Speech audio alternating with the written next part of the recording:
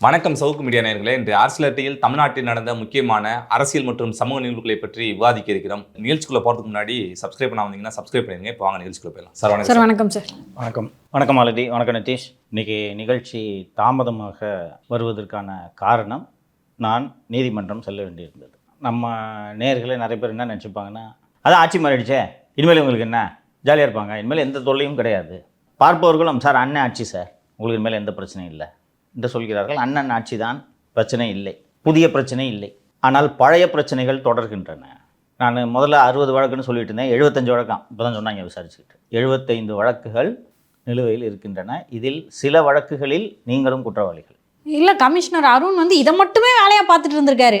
இதே வேலையாக செய்ததுனால தான் இன்றைக்கு வேலை இல்லாமல் இருக்கிறார். வேலை இல்லாமல் இருக்கிறார் என்று சொல்ல முடியாது. இங்கே ராஜீவ்குமார் என்ற அற்புதமான டிஜிபி ட்ரைனிங்கில் தானே இருக்கிறோன்ட்டு இந்த அலுவலகத்துக்கு வராமல் இருக்கிறவெல்லாம் வச்சுக்காத ராஜா. இங்கே எல்லாம் படிக்கிற மாணவர்கள், அந்த மாணவர்களுக்கு நீ ஒரு முன்னுதாரணமாக இருக்கணும். 10 மணினா 9:50க்கு நீ ஆஃபீஸ்குள்ளே இருக்கணும், புரியுதா என்று சொன்னதனால் 2 மணி நேரம் பயணித்து மனவேதனையோடு அலுவலகம் சென்று வந்து கொண்டு இருக்கிறார். அது வேறு. ஸோ அந்த 75 வழக்குகளையும் நான் சட்ட ரீதியாக எதிர்கொண்டு தான் ஆக வேண்டும். இங்கே கோர்ட்டுக்கு போனால் 10:35க்கு அனுப்பிச்சி விட்ருவாங்க. இன்னும் சில பேர் இங்கே வந்துட்டு அடுத்த வாய்தாலேருந்து பெட்டிஷன், உங்கள் வழக்கறிஞர் வச்சு பெட்டிஷன் போட்டுங்கன்னு சொல்லுவாங்க. சில நீதிமன்றங்களில் நீதிபதிகள் எந்த விதமான தேவையும் இல்லாமல் மாலை வரை அமர வைப்பார்கள். அவசியமே இருக்காது. அங்கே நம்ம கூட ஒரு 50 பேர் உட்காந்துட்டு இருப்பான். நானும் அப்படி அமர்ந்திருக்கேன் சார். இது தமிழகம் முழுக்க வழக்குகள் இருப்பதால் ஒவ்வொரு நீதிமன்றமும் ஒவ்வொரு மாதிரியாக இருக்கும். அதில் இந்த சைதாப்பேட்டை 9வது நீதிமன்றத்திற்கு என்றைக்கு சென்றாலும் மதியம் 3 மணி என்று நீங்கள் முடிவு செய்து கொள்ளலாம். 7:30க்கெலாம் நான் வந்திருக்கேன் சார், நைட்டு. ஆமாம் சார். அது அப்படித்தான். 7:30 மணிக்கு கூப்பிட்டு என்ன நடக்கும்ன்றது சொல்கிறேன். 7:30 மணிக்கு கூப்பிட்டு உங்களோட வழக்குக்கான தேதி அடுத்த மாதம் 15, இதை காலையிலே சொல்லியிருக்கலாம். 7:30க்கு தான் சொல்லுவேன். மீண்டும் என்னை அடுத்த நாள் ஆச்சரியப்படுத்த சொன்னாங்க. ஸோ இந்த வழக்குகளை இப்படித்தான் எதிர்கொண்டாக வேண்டும். இதனால் நிகழ்ச்சி தாமதமாகலாம், சில நாள் நிகழ்ச்சி நடத்த முடியாமலும் போகும். இன்றைக்கி நான் 3 மணிக்கு வந்திருக்கிறேன். ஏதோ அவசரமாக ஷூட் பண்ணி போட்டலான்ட்டு முடிவு பண்ணுறோம். 5 மணிக்கு வந்தால் எப்படி ஷூட் பண்ணுவீங்க? ஸோ இது நடக்கும். நேயர்களுக்கு இதை தெரிவித்துக் கொள்கிறேன். சரி, இதற்கெல்லாம் தீர்வே கிடையாதா? பொய் வழக்குகள் தானே, ஒன்றுமே செய்ய முடியாதா என்று கேட்டால், மனம் இருந்தால் மார்க்கம் உண்டு. அரசு நினைத்தால் செய்யலாம். இப்போ முதல்வர் விஜய் அவர்கள் இவங்க எல்லாம் போய் கோர்ட்டில் போய் நின்று கஷ்டப்பட்டுன்னு நினைக்கிறாரா? விஜய் அவர்களுக்கு என்ன செய்ய வேண்டும் என்பது தெரியாது, எப்படி செய்யலாம் என்பதும் தெரியாது. சார் இவங்கெல்லாம் கஷ்டப்படுறாங்க, இவங்களுக்கு இந்த ரிலீஃபை கொடுக்கலான்ட்டு யாராவது ஒருவர் முதல்வரிடம் எடுத்து சொல்ல வேண்டும். நமக்காக யார் சொல்லுவார்கள்? யாராவது ஒருத்தர் சொல்லுப்பா. எல்லாரும் விமர்சனம் பண்ணுறோம், அதனால யாரும் போய் சொல்ல மாட்டாங்கன்னு நினைக்கிறேன். விமர்சனம் பண்ணாமல் இருந்தால் சொல்லிவிடுவாங்களா? அவனுக்கு அவன் பிரச்சனை. நம்ம தான் மக்கள் பிரச்சனையை பேசிக்கிட்டு மக்களுக்காக கேஸை வாங்கிக்கிட்டு இருக்கோம். இவங்கெல்லாம் என்ன மக்கள் சேவர்களா? ஸோ ஒருவரும் சொல்ல மாட்டார்கள்.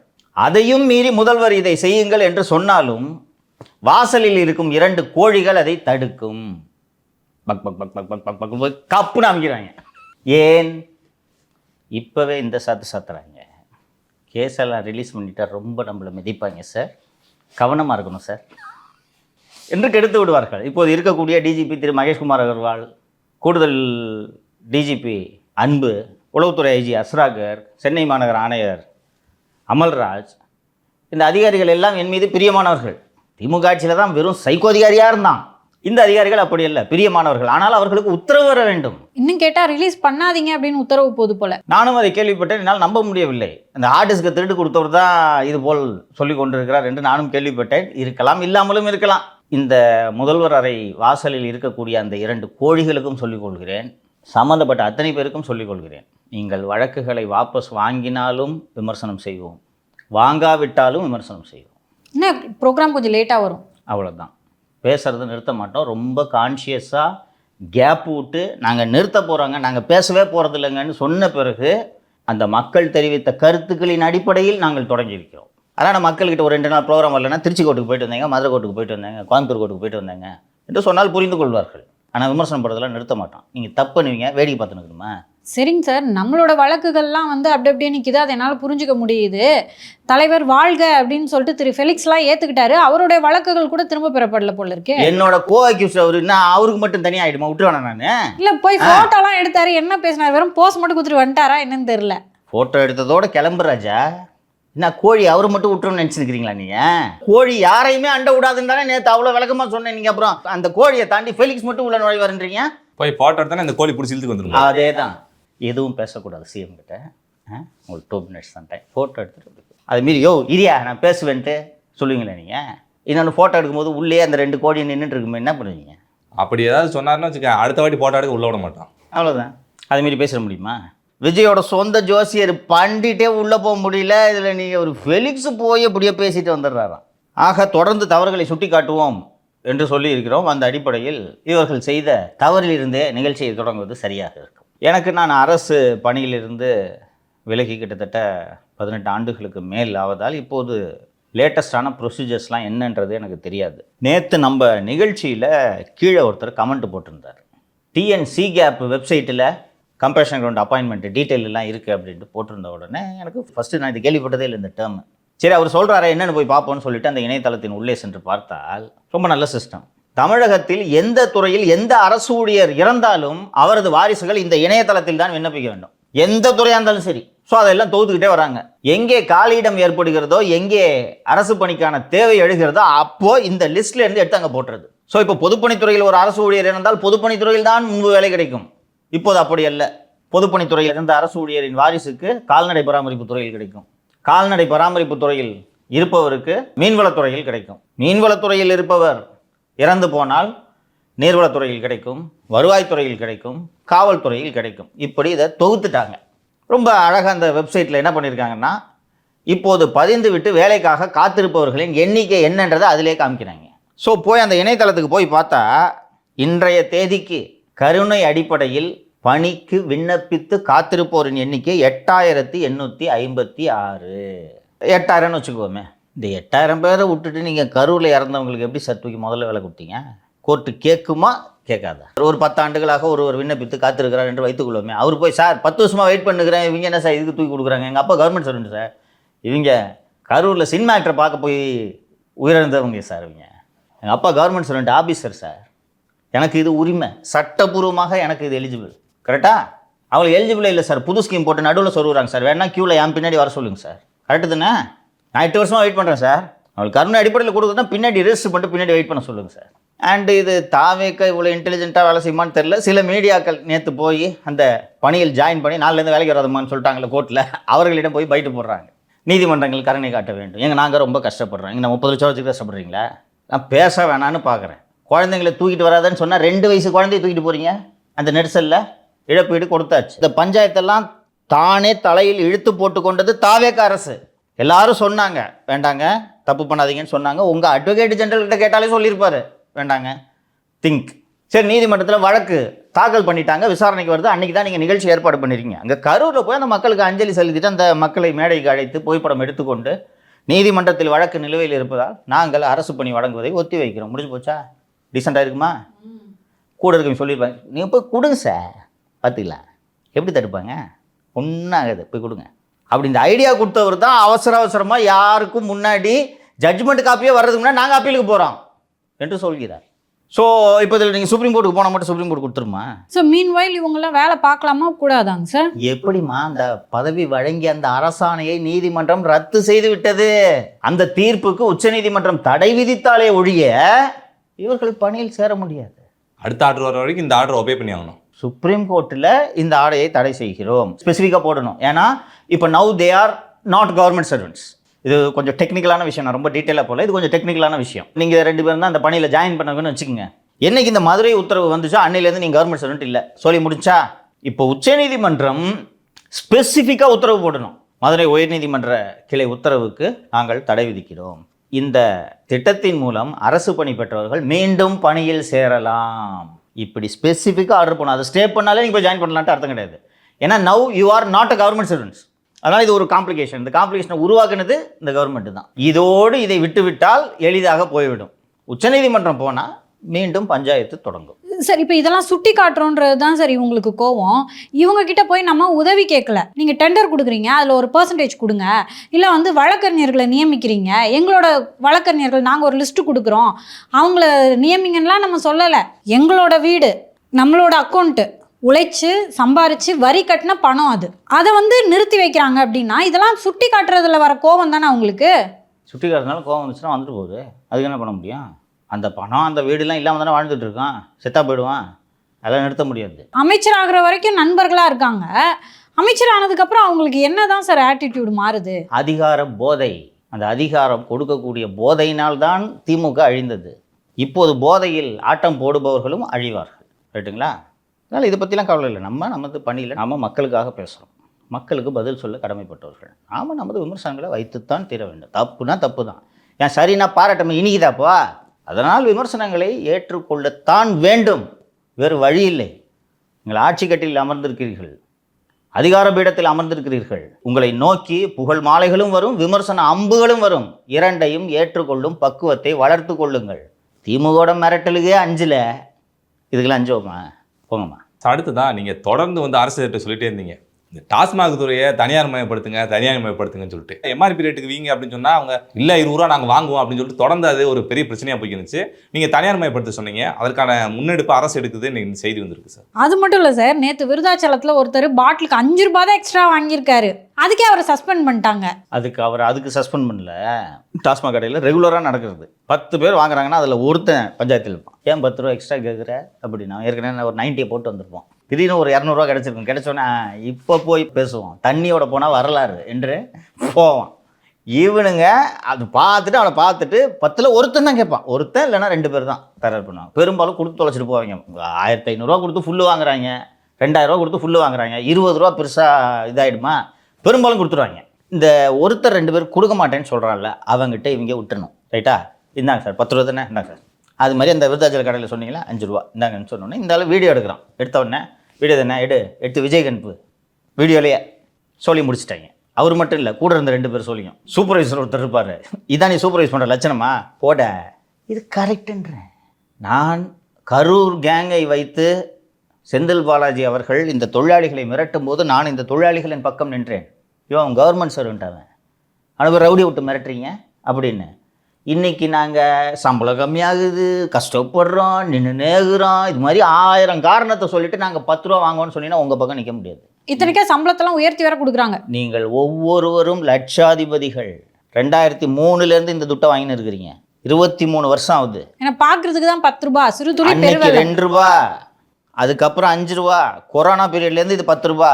அவ்வளோ கஷ்டமாக இருந்தால் வேலைக்கு வராத பாஸு. இதே டாஸ்மாக் ஊழியர்களுக்காண்டி இவங்களே அந்த ஊழியர்களே வந்து பாட்டில் வாங்கி வைக்கணும்னு சொல்கிறப்ப இது ரொம்ப சுமையாக இருக்குங்க, மாற்றுங்கன்னு சொல்லிட்டு நம்ம பேசணும்ல சார். ஆமாம், எவ்வளவோ பேசியிருக்கோம்ப்பா, இப்பவும் பேசுவேன். அவனுக்கு நீ கொடுக்குற அந்த கார்வா சம்பளத்துக்கு அவன் பாட்டில் வேற வாங்கி வச்சுன்னு இருப்பானா, பண்ணாதே அப்படின்னு சொல்லியிருக்கோம் நம்ம இல்லையா?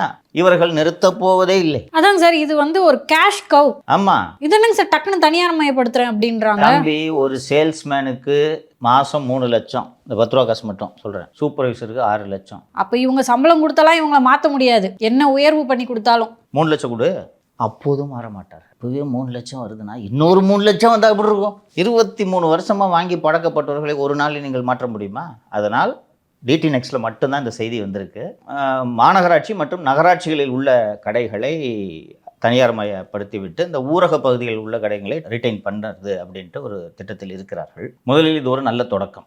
அந்த ரூரலுக்கு வர்றேன் நான். இதனால் நிச்சயமாக வருவாய் இழப்பு ஏற்படாது, புரிந்து கொள்ளுங்கள். ஸோ இதை மனதார வரவேற்கிறேன், மனதார பாராட்டுகிறேன். அரசாங்கத்தோட வேலை சாராயம் வைக்கிறது இல்லை, ஓகேவா? இன்னொன்று, தனியார் கடை தரமாக இருக்கும்.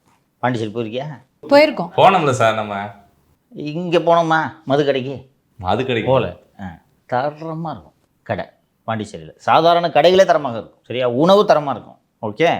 அது மாதிரி இங்கே ப்ரைவேட்டில் அவன் பண்ணின்னு போகிறான். நீங்கள் ஆகிற வேலையை பாருங்கள். அவன்கிட்ட வசூல் பண்ண வேண்டிய வரி, வசூல் பண்ண வேண்டிய கட்டணத்தை வசூல் பண்ணிட்டு நீங்கள் பாட்டுக்கு போங்க. இது உங்கள் வேலை இல்லை. திரு அன்புமணி அவர்கள் இதை ஏற்றுக்கொள்ள முடியாது. குடிப்பழக்கம் அதிகமாகும். சரி, இப்போ கம்மியாகுமா? இது என்ன லாஜிக்கு? கவர்மெண்ட் விற்றா கம்மியாகும், தனியார் விற்றா அதிகமாகும்னா அவர் சொல்கிறத நான் எப்படி புரிஞ்சுக்கிறேன்னா, தனியார் இன்னும் கொஞ்சம் கவர்ச்சிகரமாக வைப்பான், இன்னும் நிறைய பேர் போய் குடிப்பாங்க. எப்படி இருந்தாலும் குடிக்க தான் சார் போகிறான். அதை ஒன்றும் பண்ண முடியாது. சொசைட்டியே இன்றைக்கி மாறிடுச்சு. அன்புமணி போன்றவர்கள் புரிந்து கொள்ள வேண்டும். இது எடுபடாது. நீங்கள் நாளையிலேருந்து போய் அரசாங்கம் வந்து குடியை நிறுத்துப்பான்னு சொல்லிட்டு பிரச்சாரம் பண்ண நிறுத்திடுவானப்பா. இன்னொன்று, அந்த வருவாய் நம்பி தான் அரசு ஓடிக்கிட்டு இருக்கு. அப்புறம் எங்கேருந்து கொடுப்பீங்க? தாய்மாமன் சீர். ஊரக பகுதிகளில் ஏன் டாஸ்மாகே அந்த விற்பனை உரிமையை வைத்திருக்கலாம் என்று முடிவெடுத்திருக்கிறது அரசு? சொல்லுங்க. ஊரக பகுதியில் நல்லா சேல்ஸ் போகும், அதை மானிட்டர். ஊரக பகுதியில் சேல்ஸ் போகாது. டவுனுன்னா இங்கே நல்ல கடை போடலாம், வியாபாரம் நல்லா நடக்கும். ஊரில் ஒரு தேனியில் கிராமமா டவுனா? டவுன். இவங்க ஊர்லாம் போனீங்கன்னா கிராமம், ஓகேவா? எங்கிட்ட ஒரு தெரு இருக்கும், அங்கிட்ட ஒரு தெரு இருக்கும். அங்கே போய் எங்கே கடை போடுவேன்? புரியுதா? எங்கள் ஊரும் திருச்சி தஞ்சாவூர் 2 சைடும் சரி, எங்கே கடை போடுவோம்? இப்போவே பார்த்தோன்னா நீ பல டாஸ்மாக் கடை வயலில் தான் வச்சுருப்பாங்க, பார்த்துருக்கியா? யாராவது ஒரு சிலர் விவசாயமே பண்ணுற ஐடியாவில் இல்லைன்னு சொல்லிடுவாங்கல்ல, இருப்பாங்கல்ல, விவசாயம் பண்ண முடியாது, இல்லைன்னா இப்போவே பல பேர் கௌரவத்துக்கு தான் விவசாயம் பண்ணிட்டு இருக்காங்க இல்லையா? ஸோ சில பேர் விவசாயமே பண்ணாமல் தரிசா போட்டு வச்சுருப்பாங்களா, அந்த மாதிரி. அது இந்த சாலை ஓரமாக சில நிலங்கள் இருக்கும் இல்லையா, அந்த மாதிரி இடங்கள்ல தான் இன்றைக்கி பல கிராமங்களில் பல டாஸ்மாக் கடைகள் இருக்குது. அந்த வயலில் பார்த்தோன்னா வெறும் பாட்டிலு, பிளாஸ்டிக் கிளாஸு இதாக கிடக்கும், ரைட்டா? அங்கே போய் எவன் கடை போடுவான்? அதற்காக அந்த உரிமத்தை அரசு வச்சுக்கணும்னு முடிவெடுத்திருக்கு. நான் ஆந்திர மாடலை தமிழக அரசு பின்பற்ற வேண்டும் என்று வலியுறுத்துகிறேன். பெல்ட் ஷாப்ஸ்னு அங்கே ஒரு கான்செப்ட் இருக்குது ஆந்திராவில். அது ஒரு ஃபுல் ஃப்ளெஜ்டு டாஸ்மாக் அவுட்லெட்டு கிடையாது, பொட்டி கடை. அவரால் அந்த பொட்டி கடையில் எவ்வளோ சரக்கு விற்க முடியுமோ அவ்வளோ சரக்கு விற்பார். சாதாரண பொட்டி கடை. அந்த பெட்டி கடையில் வேறு சில பொருட்களையும் விற்பனை செய்யலாம், அதோடு சேர்த்து மதுவையும் விற்பனை செய்யலாம். ஃபார் எக்ஸாம்பிள், ஒரு கிராமத்தில் 2 தெரு தான் இருக்குது. அந்த 2 தெருவுக்காக ஒரு கடை திறக்க முடியுமாங்க? ஆனால் அந்த ஊரில் இருப்பவர்களும் மது குடித்து பயன்பெற வேண்டாமா? அப்போ அதுக்கு தான் இந்த பெல்ட் ஷாப்னு வைப்பாங்க. 2 கிராமம் 3 கிராமத்துக்கு சேர்த்து இந்த கான்செப்ட் ஆந்திராவில் இருக்குது. நந்தகுமார் சும்மா தான் உட்காந்துருக்கிறாரு, போய் எல்லாம் அந்த தொழிலாளிகளை சஸ்பெண்ட் பண்ணிருக்கிறாரு. அவரை ஆந்திராவுக்கு அனுப்புங்கள். அங்கே சென்று அந்த பெல்ட் ஷாப் கான்செப்டை படிச்சுட்டு வந்து அதை இங்கே இம்ப்ளிமெண்ட் பண்ணலாம். மொத்தமாக விட்டுணுன்றது தான் என்னோட விருப்பம். அரசாங்கம் அது என்ன பாதி நகரத்தில் மட்டும் கொடுத்துட்டு ரூரலில், இதுதான் காரணமாக இருக்கும். ரூரலில் எவன் கடை போட வர போகிறான், ஏலம் எடுக்க மாட்டாங்க அப்படின்றது தான் காரணமாக இருக்கும். பெல்ட் ஷாப்ஸ் அங்கே கொடுத்துருக்கேன். இங்கே பாருங்கள், அந்த பெல்ட் ஷாப்ஸில் எப்படி நீ விற்பனையை கட்டுப்படுத்துவ, எப்படி சரியாக செயல்படுவேன்னா, அந்த ஊருக்கு ஒரு போலீஸ் ஸ்டேஷன் இருக்கும்ல, அவங்களுக்கு ஜூரிஸ்டிக்ஷன் வரும்ல, அவங்கள வச்சு கண்ட்ரோல் பண்ண சொல்ல வேண்டியதான். அவர் த டூயிங் இன் ஆந்திரா, அது மாதிரி பண்ண வேண்டியதான்.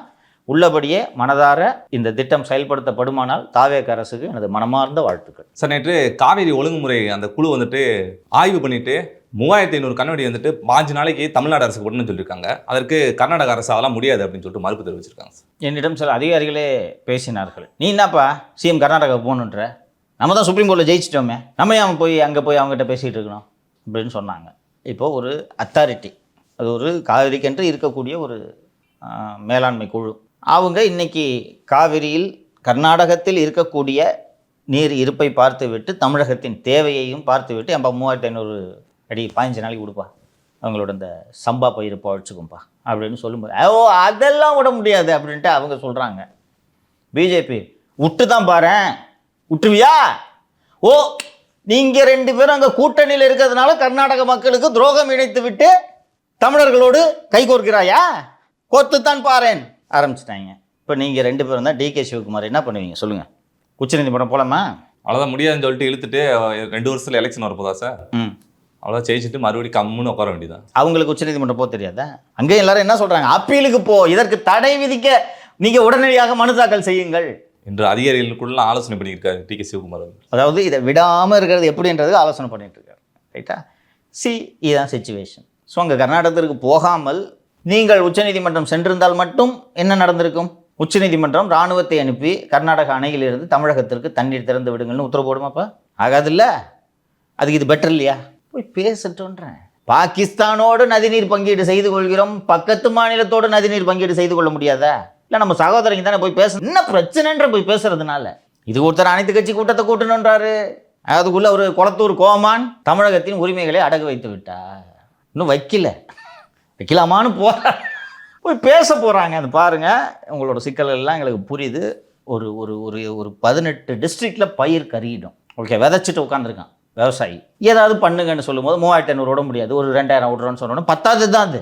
சரி, 5000 அடி விட்டால் தான் நமக்கு ஓரளவுக்கு இதாக இருக்கும், 10வது தான். போய் பேசி ஒரு சொல்யூஷனை பண்ண முடியும். அவங்க மீண்டும் மீண்டும் குடிக்க தண்ணி இல்லைன்றதை அவங்க சொல்கிறாங்க, கவனிச்சிங்களா நீங்கள்? யோ நீ விவசாயத்துக்கு கேட்குறேன், குடிக்க தண்ணி இல்லையான்றாங்க, நீங்கள் என்ன பேசுவீங்க அவங்ககிட்ட போய்? ஸோ இது ஒரு சிக்கலான பிரச்சனை, 100 வருஷ பிரச்சனைங்க. ஜாம்பவான்களால் தீர்க்க முடியாத பிரச்சனை விஜய் தீர்த்து விடுவாரா? பட் விஜயோட இனிஷியேட்டிவ் பெட்டராக இருக்கு இல்லையா? நான் உச்சநீதிமன்றம் போகிறேன், உலக நீதிமன்றத்துக்கு போகிறேன்லாம் சொல்லாமல் நானே போகிறேன்.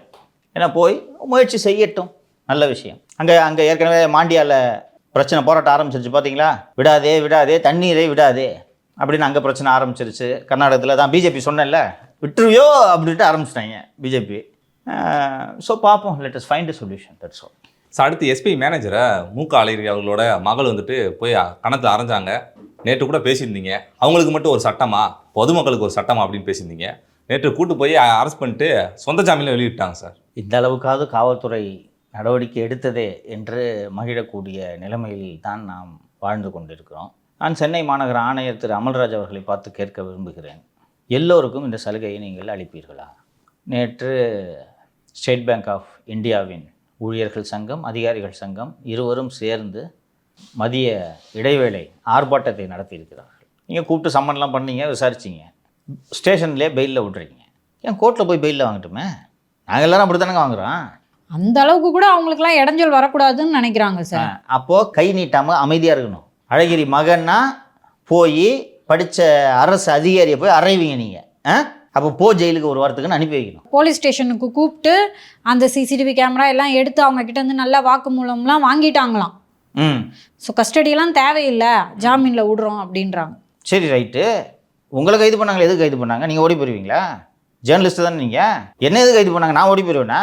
எனக்கு இதுதான் பொழப்பு, யூடியூப் சேனல் நடத்துறது. நான் எங்கே ஓடி போக போகிறேன்? ஏன் மற்றவர்களுக்கு இந்த சலுகையை நீங்கள் காட்டுவதில்லை? அதான் சார், இப்போ நானும் ஒரு பெண்ணுன்ற அடிப்படையில் ஒரு ஜேர்னலிஸ்ட்டு நெல்லூர்லேருந்து கைது பண்ணி கூட்டுட்டு வந்து கஸ்டடி எடுக்காமல் காரில் ஒரு மரத்து நிழலில் நிற்க வச்சு. அருண் பொண்டாட்டி தானே உங்களை விசாரிச்சது? துரை ரவிக்குமார் அவர் தான் சொல்கிறேன் சார். ஃபோன் வருது சார், அப்பப்போ எடுத்துகிட்டு போய் வெளியில் பேசுகிறாரு. ஏன்னா அது என்ன தகவல்னு எனக்கு தெரிஞ்சிடக்கூடாதான். கைது பண்ணட்டுமா வேணாமா அப்படி ரகசியமாக பேசுகிறாங்க. அப்படியே ஒரு அருண் பொண்டாட்டி மாதிரி. என்ன ஊரில் எந்த அதிகாரியும் காசு வாங்கலையா? ஏன் உங்கள் சார் அவரை பற்றி மட்டும் பேசுகிறாரு? வருத்தம். பொண்டாட்டியாடா நீ? நான் கேட்குறேன், துடிக்கிற? அவனை பற்றி பேசினா உனக்கு என்ன வந்துச்சு? என்ன வழக்கோ அதை பற்றி விசாரிச்சுட்டு போகணும் இல்லையா? அப்போ இவர்கள் அத்தனை பேரும் சேர்ந்து எல்லா பொய் வழக்கை போட்டு கொண்டிருக்கிறார்கள். அந்த பொய் வழக்குக்கு இன்னும் நீதிமன்றம் போய்கிட்டு இருக்கணும். ஸோ நான் இதை பொது சமூகத்தின் முன்னால் வைத்து விடுகிறேன். நாங்கள் சந்தித்தது எல்லாமே பொய் வழக்குகள். எவ்வளோ கஷ்டப்பட்டோன்றது தெரியும். சிசிடிவி முன்னாடி அறையுது ஒரு பேங்க் ஆஃபீஸரை. அதுதான் விசாரணையாக இருந்திருக்கும்னு நினைக்கிறேன். ஏன் மேடம் சிசிடிவி கேமரா முன்னாடி போய் அரைஞ்சிருக்கீங்க? சிசிடிவி மேலே ஒரு துணியை போட்டு 2 அப்பு அப்படி இருக்கலாம்ல. ஸோ நான் சமூகத்திடம் விட்டு விடுகிறேன், அவ்வளோதான். இது செல்வம் படைத்தவர்களுக்கு ஒரு சட்டம், செல்வம் இல்லாதவர்கள், செல்வாக்கு இல்லாதவர்களுக்கு ஒரு சட்டம். இதுதான் இன்றைக்கி நாட்டில் நடக்குது. திருப்பி அத்தனை வழக்கில் எங்களை கைது பண்ணி 3 குண்டர் சட்டத்தை போட்டு கொடுமைப்படுத்தினீர்கள். செந்தில் பாலாஜியை கைது செய்ய மாட்டேன்கிறீர்கள், ஏவா வேலுவை கைது செய்ய மாட்டேன்கிறீர்கள். நேற்று மாவட்ட செயலாளர் மீது அந்த பாலியல் புகார் வந்துச்சு, அவர் இன்ன வரைக்கும் அரெஸ்ட் பண்ணல சார். ராணிப்பேட்டை. ஆமாம் சார். என்னமோ ஒரு விஜய், அது மட்டும் இருக்குது. விஜய் இந்த பேருக்கு முன்னாடி அவர் கைது செய்யவில்லை. எனக்கு ஜூன் எவிடனில் பெரிய ஸ்டோரி எழுதியிருக்கிறாங்க. அந்த சாட்ஸ் எல்லாம் பார்த்தேன், இன்ஸ்டா சாட்ஸ் எல்லாம். கட்சியில் சரி தானே சேர வருது பொண்ணு, எதுக்கு தேவையில்லாதெல்லாம் பேசுகிற நீ? சார் அடுத்து நேற்று தான் பேசிக்கிருந்தீங்க, என்னங்க ஊழலுக்கு எதாவது நடவடிக்கை ஃபுல்லாக அப்படி மந்தமாயிருச்சுன்னு சொல்லிட்டு அன்புமணி அவர்கள் சொல்லியிருந்தாங்க, நீங்களும் சொல்லியிருந்தீங்க என்னங்க ரைடு எதுவும் நடக்கல, ஸ்டார்டிங்கில் நடந்துச்சு அப்படின்னு சொல்லிட்டு. இன்றைக்கி செந்தில் பாலாஜி அவர்கள் வீட்டில் ரைடு நடந்துருக்கு சார். மனது வேதனைப்படுகிறது. அண்ணனை மீண்டும் மீண்டும் எப்படி சோதிக்கிறீர்கள்? இப்போது தான் திருவல்லிக்கண்ணி காவல் நிலையத்தில் கையெழுத்து போட்டுவிட்டு தினமும் வந்து வேதனையோடு நடந்து கொண்டிருக்கிறார். இப்போது மீண்டும் அவர் மீது ஒரு வழக்கு, ஒரு சோதனை. ஃபஸ்ட்டு இன்கம் டேக்ஸ் வந்து எடுத்துகிட்டு போனாங்க, அடுத்து இடி வந்து எடுத்துகிட்டு போனாங்க. இப்போ சமீபத்தில் இந்த எம்எல்ஏக்களை விலைக்கு வாங்குற கேஸில் வந்து எடுத்துகிட்டு போயிட்டாங்க. அப்படி என்னதான் இருக்குது எங்கள் அண்ணன் வீட்டிலேருந்து திருப்பி போய்கிட்டு இருக்கீங்க? ரத்தீஷ் அந்த வீட்டை காலி பண்ணிட்டு போய் 2 வருஷம் ஆகுது. இப்போ போய் 174 போய் தேடிட்டு இருக்காங்க விஜிலன்ஸ் போலீஸ். அப்போ எங்கே தேடணும்னு சொல்லுங்கள் நீங்கள் கரெக்டாக. இது அப்புறம் உங்கள்கிட்ட நிகழ்ச்சியில் சொல்ல முடியும், தனியாக சொல்கிறேன். ஸோ இது மதுபான கொள்முதல் தொடர்பான ஊழல். முழுமையான தகவல்கள் வந்ததும் அதை பற்றி விரிவாக பேசுவோம். இப்போது பூர்வாங்கமாக நான் என்னுடைய கணிப்பின்படி ஏற்கனவே அந்த மதுபான விவகாரம் தொடர்பாக அமலாக்கத்துறை நடத்திய சோதனையில் கிடைத்த ஆதாரங்களை எல்லாம் எடுத்து இங்கு அனுப்பி டாஸ்மாக் நடத்திய மதுபான கொள்முதலில் பெருமளவு ஊழல் நடைபெற்றிருக்கிறது, எங்களுக்கு இந்த ஆதாரங்கள் சிக்கியிருக்கிறது, இதன் அடிப்படையில் நீங்கள் வழக்கு பதிவு செய்யுங்கள் என்று அமலாக்கத்துறை அண்ணன் நேருவுக்கு அனுப்பியது போல ஒரு கடிதத்தை அனுப்பியிருக்கும். அதில் வழக்கு பதிவு செய்யப்பட்டு சோதனை நடைபெறுகிறது. ஸோ எப்படியும் 2 நாட்களில் லஞ்ச ஒழிப்புத்துறையோட செய்திக்குறிப்பு வரும், அரசிடமிருந்தும் செய்திக்குறிப்பு வரும் என்று எதிர்பார்க்கலாம். இதுபோல் வேகமாக நீங்கள் நடவடிக்கை எடுங்கள் என்று தான் உங்களிடம் கேட்கிறோம். இதற்குத்தான் மக்கள் உங்களுக்கு வாக்களித்தார்கள். வெறுமன ஜனநாயகத்தில் சவுக்கு எடுத்து வில்லன்களை அடித்தால் மட்டும் போதாது, நிஜத்தில் அதை செய்யுங்கள். நாங்கள் உண்மையான ஜனநாயகன் என்று உங்களை வரவேற்கிறோம். இந்த மதுபான கொள்முதலில் மிகப்பெரிய முறைகேடு நடந்திருக்குது. அந்த முறைகேட்டில் தான் அந்த படத்தை வேறு எடுத்து தொலைச்சாங்க. என்ன படம் பார்த்து? பராசக்தி. அதுதான் விளங்காத படம். இட்லி கடை. இட்லி கடை. ஆமாம், ஃபஸ்ட்டு படம். அவார்டு வேறு கிடைக்கல. வேதனை. அட்லீஸ்ட் இந்த பராசக்திக்காவது கொடுத்துருக்கலாம், அந்த டேரக்டருக்கு சம்பளத்தையாவது கொடுத்துருக்கலாம், அதையும் கொடுக்காம ஏமாத்திட்டீங்க பாவிகளை. இப்போ இது வச்சு நல்லா ஓடிச்சப்பா இதயம் முரளி படம் நல்லா இருக்குன்னாங்க, ஓடிச்சா என்னன்னு தெரியல. சரி போய் பாரு. எப்படி பார்த்து அந்த பையன் டான் பிக்சர்ஸ்க்கு உதவி செய்ய வேணாமா? 120 கோடி நஷ்டம். 130 ரூபா ஹெல்ப் பண்ணியிருக்கேன், 130 ரூபா ஹெல்ப் பண்ணியிருக்கேன் போய் பார்த்து அந்த படத்தை. ரைட். இதே முரளியா? ஆமாம் சார். வெரி குட் சிறப்பு. வேற படமே ஓடலன்னு சொல்லிட்டு போய் பார்த்தேன். நல்ல பையன். பாவம் ஆகாஷ் பாஸ்கர் கரத்தை வலுப்படுத்து, சாப்பாட்டுக்கு கஷ்டப்பட்டு இருக்கார் பாவத்தை. ஸோ இப்போது மீண்டும் அமலாக்கத்துறை இந்த வழக்கை வைத்து உள்ளே வரும். சரியா?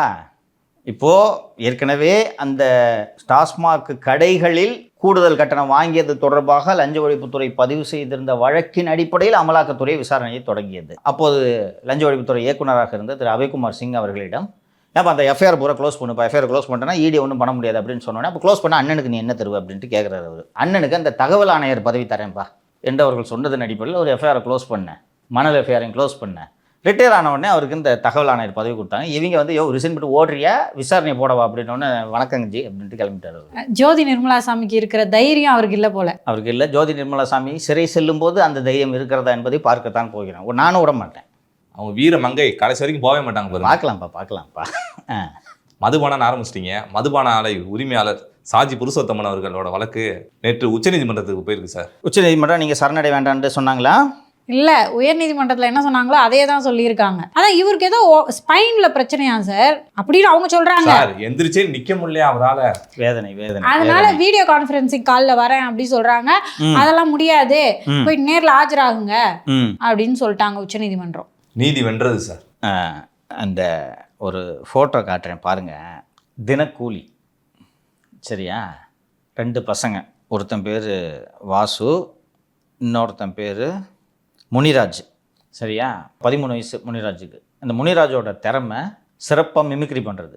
கண்ணை மூடிட்டு ஒரு குரலை கேட்டோன்னா அப்படியே பேசக்கூடிய திறமை இருக்குன்னு அவங்க அம்மா சொல்லியிருக்காங்க பேட்டியில். கூலி வேலை செய்தவங்க அம்மா. அந்த பையன் தான் வந்து இந்த பிளாட்ஃபார்மில் படுத்திருக்கும் போது இந்த சாஜி புருஷோத்தமன் 13 காரில் ஏற்றி கொண்டுடுறாரு.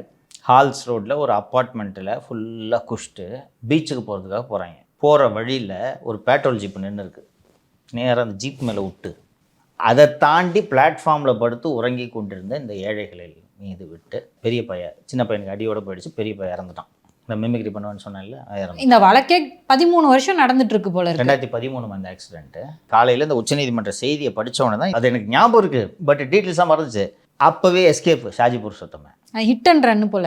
எல்லாம் எங்கள் போலீஸுங்க எல்லாம் தேடிட்டு இருக்காங்க. சிங்கப்பூரில் கிரெடிட் கார்டு யூஸ் பண்ணிட்டு இருக்காரு அவர். அண்டு செல்வி ஜெயலலிதாவின் ஆட்சி. போலீஸும் விடல. ஜார்ஜ் கமிஷனர்னு நினைக்கிறேன், எனக்கு சரியாக நினைவில்லை. நேராக அந்த எம்பி மதுபான ஆலைக்குள்ளேயே பூந்துட்டாங்க. எங்கள் அப்பா வீட்டுக்கு பூந்துட்டாங்க. நேராக எம்பி புருஷோத்தமன் வீட்டுக்கு பூந்துட்டாங்க. எல்லாம் பூந்து அது இதுன்னு பண்ண உடனே வேறு வழியின்றி வந்தே தீர வேண்டும் என்ற ஒரு நெருக்கடியான நிலையில் அவர் மலேசியா சிங்கப்பூர்லேருந்து வந்து சென்னை விமான நிலையத்தில் கைது செய்யப்படுகிறார். அந்த குடும்பத்துக்கு உதவியெல்லாம் செஞ்சுருக்கார். தடிசோக்கி எழுதிட்டீங்க, செஞ்சு தான் ஒன்று உயிரை பறிச்சிருக்கீங்க. இப்போது அந்த வழக்கு நடக்குது. யார் அப்பியர் ஆயிருப்பாங்க சொல்லுங்கள்? சார் நான் படிச்சிட்டேன், முக்குல் ரோத்தகி. அது பார்த்தோன்னே புரிஞ்சுக்கிட்டோம் எவ்வளோ பெரிய பணக்காரங்க அப்படின்னு. 50 லட்சம் போச்சு சுவாக. கூட வாங்கியிருப்பாரு. எப்பா நம்மளா இருந்தால் என்ன தூக்கி உள்ளே வச்சுருப்பாங்கப்பா. 50 லட்சம் போச்சான், விட்ரா பண்ணிட்டாங்க. பண்ண உடனே எனக்கு இது பாருங்க, நீங்கள் ஒரு நார்மலான ஒரு லாரி டிரைவரு, ஒரு கார் டிரைவர், இந்த மாதிரி ஆக்சிடென்ட்னா விடுமா சட்டம்? மது போதையில் போய் இந்த மாதிரி ஒரு வேலையை பார்த்துட்டு ஒன்றும் இல்லை, கோர்ட்டு இன்னொன்று உன்னை விடுதலை கூட பண்ணலாம் அந்த நீதிமன்றம், இல்லையா? அதுக்கு கூட நான் அப்பியர் ஆக மாட்டேன். இதுக்கு உச்சநீதிமன்றம் போகிறீங்க நீங்கள். இதுக்கு இங்கே இருக்குது எக்மோர் கோர்ட்டில் போய் அப்பியர் ஆகிருக்கலாமே ஐயா. இந்த நான் போயிட்டு வரல காலையில். இல்லை அவங்க சொல்கிறாங்க, நாங்கள் ஒரு வேளை தண்டனை கொடுத்துச்சுன்னா உயர்நீதிமன்றம் நாங்கள் 2 வாரத்தில் ஆஜராகிறோம் அப்படி. அப்போ ஸ்பைன் சரியாயிடுமா? எப்படி உருட்டுறீங்க பார்த்தீங்களா? மாட்டினியா அப்போ மட்டும் எப்படி ஸ்பைன் சரியாகும்? ஒரு வாரத்தில் ரொம்ப நல்லா ட்ரீட்மெண்ட் எடுத்துக்கிறோம். ஜி பூம்பா ஸ்பைன் சரியாகு. உச்சநீதிமன்றத்தில் இந்த தீர்ப்பை வழங்கியது ஒரு தமிழர், அது கூடுதல் சிறப்பு. போங்க பாஸ் என்று இந்த மாதிரியான ஒரு சில தீர்ப்புகள்லாம் சார் நீதிமன்றத்தின் மதிப்பு கொஞ்சம் கூட நம்பிக்கையை ஏற்படுத்துகிறது. ஸோ சொன்ன உடனே நாங்களே விட்ரா பண்ணிக்கணும், போ ஃபீஸை வாங்கிட்டேன் 1 கோடியை அப்படின்னு நினைத்திருப்பார்கள். அப்புறம் வந்துருச்சு. இப்போ போய் தான் ஆகணும். அநேகமாக 30 என்று நினைக்கிறேன் தீர்ப்பு இந்த விசாரணை நீதிமன்றத்தில். ஸோ ஒரு சந்தோஷமாக இருந்துச்சு இதை இப்படி பேசணுட்டு. இன்றைக்கி தான் போய் இதை எல்லாத்தையும் பழசெல்லாம் படித்து பார்த்தா இந்த வெளிநாட்டுக்கு தப்பிச்சு போனதெல்லாம் மறந்துருச்சு எனக்கு. இந்த எக்மோர் ஹாஸ்பிட்டல் வாசலில் இந்த விபத்து இது ஞாபகம் இருக்குது எனக்கு, எம்பி குரூப்பும் ஞாபகம் இருக்குது, இந்த பையன் தப்பிச்சு போனது அது இதுன்றதெல்லாம் ஞாபகம் இல்லை. அப்போ தான் அந்த ஹிந்துவில் அந்த செய்தியை படிச்சுட்டு இருக்கும்போது தான் அந்த கூடுதல் செய்தி வருது. இந்நேரம் அந்த பையன் உயிரோடு இருந்தால் விஜய்க்கு ஓட்டே போட்டிருப்பான். விஜய்க்கு ஓட்டு போட்டிருக்க கூடும். ஒரு பெரிய மிமிக்ரி. விஜய் கட்சியில் எம்எல்ஏவாக இருந்திருப்பான். தாவகளை சேர்ந்து சீட்டு வாங்கிட்டு தானே இன்னைக்கு எம்எல்ஏ இருக்க முடியாதா? வாய்ப்பு இருக்கா இல்லையா? இருக்கு சார். சட்டம் தன் கடமையை செய்ய வேண்டும். அப்போது அந்த விமான நிலையத்தில் பிடிச்சிட்டு கூட்டிகிட்டு வர்றாங்க போலீஸு. அந்த பையனை பத்திரிகையாளர்கள் புகைப்படம் எடுத்து விடக்கூடாது என்பதற்காக போலீஸ் ஃபைலை வச்சு மறைக்கிறாங்களாம். அப்போது ஒரு ஃபோட்டோகிராஃபர் ஏறி ஃபைலை பிடிங்கி பறக்க விட்டுட்டு ஃபோட்டோ எடுத்துருக்காங்க. இதெல்லாம் நடந்திருக்கிறது. அப்போது இன்றைக்கி காலையில் படித்தவுடன் தான் எனக்கு இந்த பழசெல்லாம் அது மறந்துட்டேன் நான். அது ரொம்ப 13 வருஷம் ஆச்சு இல்லை, நினைவில்லை. அடுத்ததா இது சோளிங்கர் தொகுதி தாவேக எம்எல்ஏ கபில் வந்து செய்தியாளர் தாக்குனதா நேற்று செய்திகள் ஃபுல்லாக பரவிட்டு இருந்துச்சு சார். உண்மையிலே அங்கே என்னதான் சார் நடந்துச்சு? இவர் இந்த ஜனநாயகன் படம் பார்த்துட்டு வெளியில் வரும்போது இந்த யூடியூப் சேனலில் யாரோ ஒரு சிவானோ யாரோ ஒரு பையன் நினைக்கிறேன், இல்லை சார், மாலை முரசா அதெல்லாம் பெரிய இந்த சிவான்ற ஒரு பையன் வந்து போய் சிவான்றது யூடியூப் சேனல் நடத்துபவர் ஏதோ ஒரு இடம் கேள்வி கேட்கும்போது ஏதோ இல்லை ஜனநாயகன் படம் எப்படி இருக்குன்னு கேட்டார் சார் அவர். அதுக்கு வந்து இப்படி கையை வாங்கிட்டு அவர் பாட்டுக்கு போயிட்டார் சார். போன உடனே இதோட சின்ன வாய் தகராறு நடந்திருக்கு, இதோட முடிஞ்சிருச்சு. மறுநாளோ என்னமோ அந்த எம்எல்ஏவின் நாட்கள் நேராக இவங்க வீட்டுக்கு போய் எங்கே அவனை கூப்பிடுன்ட்டு உள்ளே இருந்து இழுத்துட்டு வந்து தரதரன்னு போட்டு சாத்திருக்காங்க.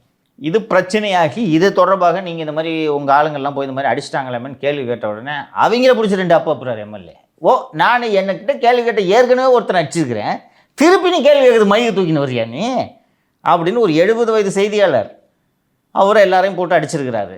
ஏன்னா எதுவும் தப்பா கூட கேட்கலையே. நல்லாட்சி நடத்த வேண்டும் என்று அவர் கஷ்டப்பட்டுன்னுக்கிறாரு. மக்கள் வெகு விரைவில் முகம் சுளித்து அருவறுத்து ஒதுக்கி விடுவார்கள் என்பதை இந்த தாவேக எம்எல்ஏக்கள் நினைவில் வைத்து பணியாற்ற வேண்டும். அந்த ஜட்டியோடு உட்கார வைப்பேன்னு சொன்ன மந்திரிக்கும் இது பொருந்தும். உனக்கு எங்கே இந்த தைரியம் வந்து சரி எப்படி உட்கார வைப்ப நீ? அப்போ போலீஸ்கிட்ட சொல்லி மிரட்டி உட்கார வைப்ப அப்படி தானே? இதில் ஆக்டிங் வேறு. என் உடன்பிறவா சகோதரி, எம்புட்டு நாள் சகோதரின்னு பார்க்கலாம். அப்போ உடன்பிறவா சகோதரியோட பேரை பெருசாக போட்டால் ஏன் கோவம் வருது? சகோதரி பேரை தானே போடுறாங்க போஸ்டரில். போய் கலெக்டர்கிட்ட வம்புலுக்குறீங்க, என்ன நடிப்பு நடிக்கிறீங்க? இதெல்லாம் எத்தனை வருஷமாக பார்த்துன்னு இருக்கிறோம். இவங்ககிட்ட எதிர்த்தரப்புல பேசினவரை கட்சி விட்டு நீக்கிறாங்க, பேசுனது ஜட்டியோட உட்கார வச்சுருன்றது இவங்கள நீக்க மாட்டுறாங்க. இன்னும் ஸ்டேபிள் ஆகலை சார் கவர்மெண்ட்டு. போதுமான அளவுக்கு நம்பர்ஸ் இல்லை எம்எல்ஏக்கள் நம்பரு. ஸோ கொஞ்சம் கொஞ்சமாக களை எடுத்துருவார் சார் முதலமைச்சர் விஜய். சரி, நம்பர்ஸ் இல்லைன்றதுனால இந்த மாதிரி ஜட்டியோட உட்கார வச்சிருவேன்ட்டு சொல்ல பேசலாமா சார்? கொஞ்சம் டைம் கொடுப்போம் சார். கவனமாக இருங்கன்னு நானும் சொல்கிறேன், வேறு என்ன சொல்கிறேன்? உங்கள் மேலே எவ்வளோ நம்பிக்கை வச்சுட்டு உங்களுக்கு யார் வேட்பாளர்னே தெரியாமல் விசில் சின்னத்தை பார்த்து ஓட்டு போட்டிருக்காங்கன்னா அப்போ நீங்கள் ஒழுங்காக நடத்துக்க நம்ம. உங்கள் மூஞ்சை பார்த்து உங்கள் திறமையை பார்த்தா ஓட்டு போட்டாங்க. விஜய் மூஞ்சுக்காக உங்களுக்கு ஓட்டு விழுந்துச்சு உண்டா இல்லையா? இன்னும் நீங்களே கஷ்டப்பட்டு எம்எல்ஏ ஆன மாதிரி எதுக்கு இந்த திமிரு பேச்சு திமிரு நடவடிக்கை எல்லாம்? அவர் யாராக இருந்தாலும் நான் பார்க்க மாட்டேன், நடவடிக்கை எடுப்பேன்றது திருப்பி சொல்லிட்டு இருக்காரு. கேபினட் மீட்டிங்லேயும் சொல்லியிருக்காரு, எனக்கு இத்தனை வருஷம் தெரியும் அத்தனை வருஷம் தெரியும்லாம் நான் பார்க்க மாட்டேன்ட்டு. தெரிஞ்சவங்களுக்கே இந்த கதின்னா இந்த சோளிங்கர் எம்எல்ஏவோட கதியெல்லாம் என்னன்றதை பார்த்துக்கணும். பிடிச்சி ரிமாண்ட் பண்ண சொல்லிட்டு என்ன பண்ணுவார்? ஆளவு செடிக்கிற. அடுத்து தலைமைச் செயலர் அலுவலகத்தில் கீழே இருந்த முதல்வரோட அலுவலகம் நாமக்கல் கவிஞர் மாளிகைக்கு மேலே மாற்றப்பட்டுச்சு சார். அதற்கு தலைமைச் செயலர் ஊழியர் சங்கம் எதிர்ப்பு தெரிவிச்சிருக்காங்க சார். என்ன சார் காரணம்? தலைமைச் செயலக ஊழியர்கள் சொல்லக்கூடிய காரணம் முக்கியமான காரணம் தான். தலைமைச் செயலகத்தில் மற்றவர்களுக்கு இட நெருக்கடி இருப்பது போலவே தலைமைச் செயலக ஊழியர்களுக்கும் இட நெருக்கடி இருக்கிறது. அவங்க சொல்கிற ஒரு காரணம் முக்கியமான காரணம், நாங்கள் அத்தனை பேரும் பட்ஜெட் தயாரிப்பு வேலையில் இரவு பகலாக வேலை செய்து வருகிறோம். இது உண்மை. பட்ஜெட்டு வந்துருச்சுன்னா இந்த சாயங்காலம் 6 மணிக்கெலாம் அலுவலகம் முடியாது. பெண்கள் உட்பட அத்தனை பேரும் இரவு பகல் பாராமல் வேலை செய்வார்கள். அத்தனைனா ஒவ்வொரு துறையிலும் தமிழகம் முழுக்க நான் லஞ்ச ஒழிப்புத் துறையில் பணியாற்றினாலும் லஞ்ச ஒழிப்புத்துறைக்கு இந்த ஆண்டுக்கு என்ன தேவை என்ற பட்ஜெட் கோரிக்கையை நாங்கள் அனுப்ப வேண்டும். இதை தலைமைச் செயலகத்தில் நிதித்துறை இதை எல்லாத்தையும் தொகுத்து, அதுபோல் தலைமைச் செயலகத்தில் இருக்கக்கூடிய மற்ற துறைகளுக்கு நிதி தொடர்பான விவகாரங்கள் எல்லாம் தொகுத்து தயாரிக்கிற வேலையை நிதித்துறை பண்ணுவாங்க. அப்போ அந்த நிதித்துறை கேட்கக்கூடிய விவரங்களை தருவதற்கு எல்லா துறையிலும் ஊழியர்கள் தயாராக இருக்க வேண்டும். So work load heavy. இந்த நேரத்தில் போய் லொட்டுன்னு உடச்சிக்கிட்டு இருக்கிறீங்களே என்று அவர்கள் கேள்வி எழுப்புகிறார்கள். இது நியாயமான கேள்வி. இன்றைக்கி டைம்ஸ் ஆஃப் இந்தியாவில் முதல்வரின் அலுவலகத்திலிருந்து இப்படி தான் சென்னை தெரிகிறதுன்னு ஒரு ஃபோட்டோ வேறு போட்டிருக்காங்க. நல்லா தான் இருக்குது வியூ. அந்த வியூவை ஒரு மாதம் கழித்து பார்த்துக்கிறது. 5ஆம் தேதி பட்ஜெட்டு, அதுக்கு பிறகு மானிய கோரிக்கைகள் நடக்கும். சரியா? ஒவ்வொரு துறைக்கும் மானிய கோரிக்கை நடக்கும். அது முடிஞ்ச பிறகு இந்த வியூவை பார்த்துக்குங்க. அதுதான் சார் நான் நியூஸில் பார்த்தேன், இடைஞ்சலாக இருக்குது, அதனால தான் இடம் மாறுறாங்க, 10வது மாடிக்கு போகிறாங்கன்னு சொல்கிறாங்க. முன்னாள் முதலமைச்சர் மு க ஸ்டாலின் அவர்கள் கூட அங்கேருந்து தானே சார் வேலை பார்த்தாரு. அவர் எங்கமாக வேலை பார்த்தாரு? டக்குன்னு கேப்பில் இப்படி நீங்கள் அடிச்சு விட்றீங்க பார்த்தீங்களா? கேப்பில் போய் சொல்லியிருக்காங்க. அப்படியே நான் கவனிக்காமல் போயிடுவேனா? நான் என்ன திமுக கொத்தடிமையா? எது சொன்னாலும் நம்புறதுக்கு? அவர் வேலை பார்க்கல, அதனால எங்கே உட்காந்தா என்ன என்று இருந்திருக்கலாம். லுக், அதுக்குள்ளெலாம் போக விரும்பலை. ஒரு முதலமைச்சர் எனக்கு 10வது மாடி தான்ப்பா நல்லா இருக்குது, அதில் 10,000 ஸ்கொயர் ஃபீட்டில் அப்படியே நான் சாயங்காலமானா நானும் ஜெயதீஷும் கோல்ஃப் விளையாடுவோன்ட்டு அவர் முடிவெடுத்திருக்கலாம். அண்டு முதலமைச்சர் அறைக்குள்ளேயே நானும் விஷ்ணு ரெட்டியும் ஷட்டில் விளையாடுவோம் என்று கூட அவர் நினைத்திருக்கலாம்.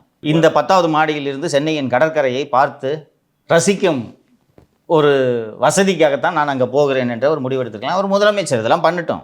பட் அந்த தலைமைச் செயலக ஊழியர் எழுப்பியிருக்கக்கூடிய கோரிக்கை நியாயமானது. அவங்க இன்னொரு விஷயத்தையும் சொல்கிறாங்க. சார் இது மாதிரி பண்ணுறீங்களே, ஒரு வார்த்தை எங்களை கேட்குறீங்களா? இந்த பொதுத்துறை இது போன்ற மாற்றங்களை ஏற்படுத்தக்கூடிய பொதுத்துறை எந்த நேரங்களிலும் எந்த நேரத்திலும் எங்களை கலந்தாலோசிப்பதில்லை அப்படின்னு சொல்கிறாங்க. இதை அவர்கள் செய்திருக்க வேண்டும் என்று நான் நினைக்கிறேன். பொதுத்துறை வந்து கூப்பிட்டு இந்த மாதிரி பண்ண போகிறாங்க அப்படின்னு சொன்னேன் சார். பட்ஜெட் எடுத்தோன்னு சொல்லியிருப்பாங்க சார் பண்ணிக்கிங்க சார். அவங்க யாரும் வந்து அது ஏன் 10வது மாடிக்கு முதலமைச்சர் செல்ல வேண்டும் அப்படிலாம் சொல்ல மாட்டாங்க. இதுங்களே போகும்போது வரும்போதுலாம் ஃபோட்டோ எடுக்கிறது அழிஞ்சுட்டு இருக்காங்க இந்த செக்ரட்டரி ஊழியர்கள். அதனால் யாரும் எதிர்ப்பெல்லாம் தெரிவிக்க போவதில்லை சார். பட்ஜெட் முடிச்சுட்டு பண்ணுங்க சார் நிச்சயமாக சொல்லியிருப்பாங்க. இது சிஎம்முக்கும் தெரியாது. சிஎம் கிட்ட கூட இருக்க கோழியே இந்த ஐடியா சொல்லியிருக்கோம். அண்ணே அங்கே போயிடலாண்ணே ஜாலியாக இருக்குண்ணாங்க நல்ல பெரிய ஆஃபீஸ்ண்ணே லென்த்தாக இருக்குண்ணே என்றது கோழிங்களே இந்த ஐடியாவை கொடுத்துருக்கோம் என்ன. ஸோ அவருக்கு வந்து பட்ஜெட் ப்ரிப்பரேஷன் நடந்துட்டு இருக்கு. பட்ஜெட்டுக்கு ராத்திரி பகலாக வேலை செய்வாங்கிறதுலாம் சிஎம்க்கு உள்ளபடியே தெரியாது. ஜெயலலிதாவுக்கு தெரியும், கருணாநிதிக்கு தெரியும், பழனிசாமி அவர்களுக்கு கூட தெரியும். ஏன்னா அவர் ஒரு துறையோட அமைச்சராக முன்பு இருந்திருக்கிறார். இப்போ இவரே அடுத்த டென்யூர் திரும்ப ஜெயிச்சு வரும்போது தெரியும்.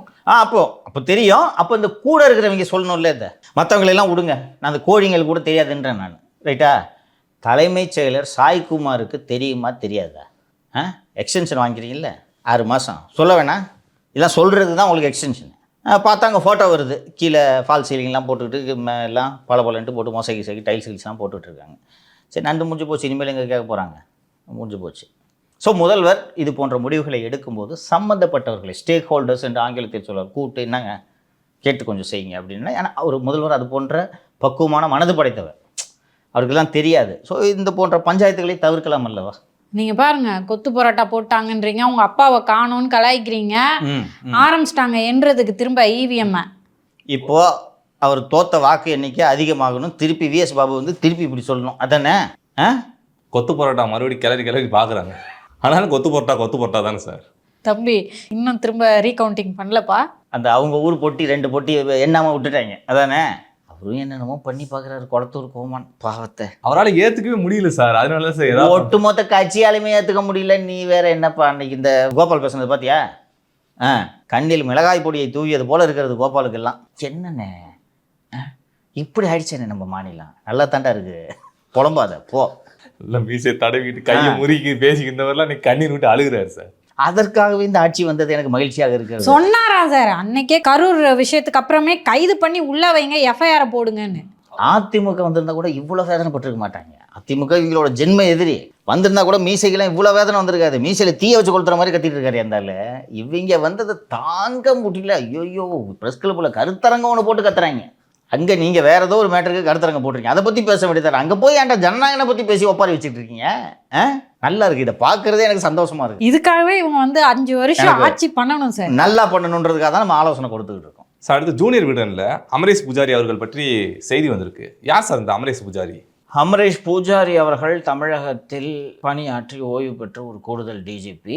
செல்வி ஜெயலலிதா அவர்களின் ஆட்சி காலத்தில் உளவுத்துறையின் கூடுதல் டிஜிபியாக இருந்தவர். 2014ஆம் ஆண்டு செல்வி ஜெயலலிதா சொத்து குவிப்பு வழக்கில் தண்டிக்கப்படும் போது உளவுத்துறை கூடுதல் டிஜிபியாக இருந்தது திரு அமரேஷ் பூஜாரி. அந்த நம்ம சொன்ன பிறகான்னு தெரியல, பெரும்பாலான அதிகாரிகள் நோட் பண்ணிட்டாங்க. நாம் அந்த நிகழ்ச்சியிலே போட்டு பட்டுன்னு உடச்சோம். ஜனநாயகன் படத்தோட வில்லன் பேர் எனக்கு தெரியுது. இப்போ நீ ரமேஷ் சுரேஷன் வச்சுருந்தா நீ ஒன்றுமே சொல்ல முடியாது. புரியுதா? அமரேஷ் பூஜாரின்ட்டு நீங்கள் வைக்கும்போதே இது தெரியுது. அதுவும் ஐபிஎஸ் ஆஃபீஸர். அண்டு இது நார்மலாக இருந்துச்சுனாலும் யாரோ கண்டுக்காமல் சரி வினோத்துக்கு யாராவது சொல்லியிருப்பாங்கப்பா அப்படின்ட்டு வினோத்து கும்பிட்ற கோயிலோட பூஜாரி பேரை வச்சிட்டாரு என்று நினைத்து விட்டு போயிருந்துருக்கலாம். நீங்கள் கிரெடிட்ஸ்லேயே போடுறீங்க கதை ஆலோசனை ஜாங்கிட் அப்படின்னு. இப்போ இது யார் பார்த்த வேலைன்னு தெரியுது. இப்போ எல்லா officers serving officers and retired officers என்ன ஃபீல் பண்ணுறாங்கன்னா சிஎம் நடித்த படத்தில் இது எப்படி இந்த கேரக்டர் இப்படி வரலாம், இது அனுமதிக்கலாமா அப்படின்னு. அவர் கேட்ட வராங்க சார். சிம்பிள்மா ஜாங்கிட்டுக்கு பிடிக்காது. ஸோ ஸ்டோரி டிஸ்கஷன் உட்கார வைக்கும் போது கேரக்டர் பேர் அமரேஷ் பூஜாரின்னு வைங்களேன். வன்மத்தை கக்கிட்டு போயிட்டாரு. வினோத்துக்கு ஓகே ஏதோ பூஜாரி பூஜாரி அப்படின்ட்டு வினோத் அதை வச்சுட்டு போயிட்டார். இது ஒரு சலசலப்பு ஏற்படுத்துது. ஐபிஎஸ் ஆஃபீஸர் ஐயோ என்னையா இது ரிட்டையர் ஆகி போயிட்டார். அவரை போய் இந்த மாதிரி படத்தில் வில்லனா அப்படிலாம் காமிச்சிட்டு இருக்கிறது, அதுவும் வந்து டெடி பேரில் துப்பாக்கி கடத்துகிற மாதிரி கேவலமானவனாக வந்து நீங்கள் வச்சுருக்கிறது தான் ரொம்ப வேதனை அளிக்குதுன்ட்டு அதிகாரிகள் பேசிக்கிட்டு இருக்காங்க. அது இன்னைக்கு ஜூனியருடனில் செய்தியாக வெளிவந்திருக்கிறது. சார் அடுத்து அதே விகடனிலேயே திமுக மறுசீரமைப்பு பற்றி ஒரு செய்தி வந்திருக்கு. அது என்ன சார் படிச்சிருவா? புலி வருது என்ற கதையாகி விட்டனவே திமுகவின் மறுசீரமைப்பு நடவடிக்கைகள். அந்த கூத்தை ஏன் கேட்கிறீர்கள்? இப்போதைக்கு எந்தவித மறுசீரமைப்பு நடவடிக்கைகளிலும் ஈடுபட வேண்டாம் என சொல்லிவிட்டாராம் திமுக தலைவர் ஸ்டாலின். முதலில் எதிர்க்கட்சி அரசியலை தீவிரப்படுத்தி பொதுமக்கள் மத்தியில் தாவேக்காவை அம்பலப்படுத்துவோம், மற்ற விவகாரங்களை பிறகு பார்த்து கொள்ளலாம் என ஒரே போடாக போட்டு விட்டாராம். இடைத்தேர்தல் முடியும் வரை எந்த மாற்றமும் கட்சிக்குள் இருக்காது என்கிறார்கள் அறிவாலயத்தில். கலாய்வு குழு, மறுசீரமைப்பு குழு அமைத்ததெல்லாம் வெட்டி வேலையா என புலம்பி தவிக்கிறார்களாம் உடன்பிறப்புகள்.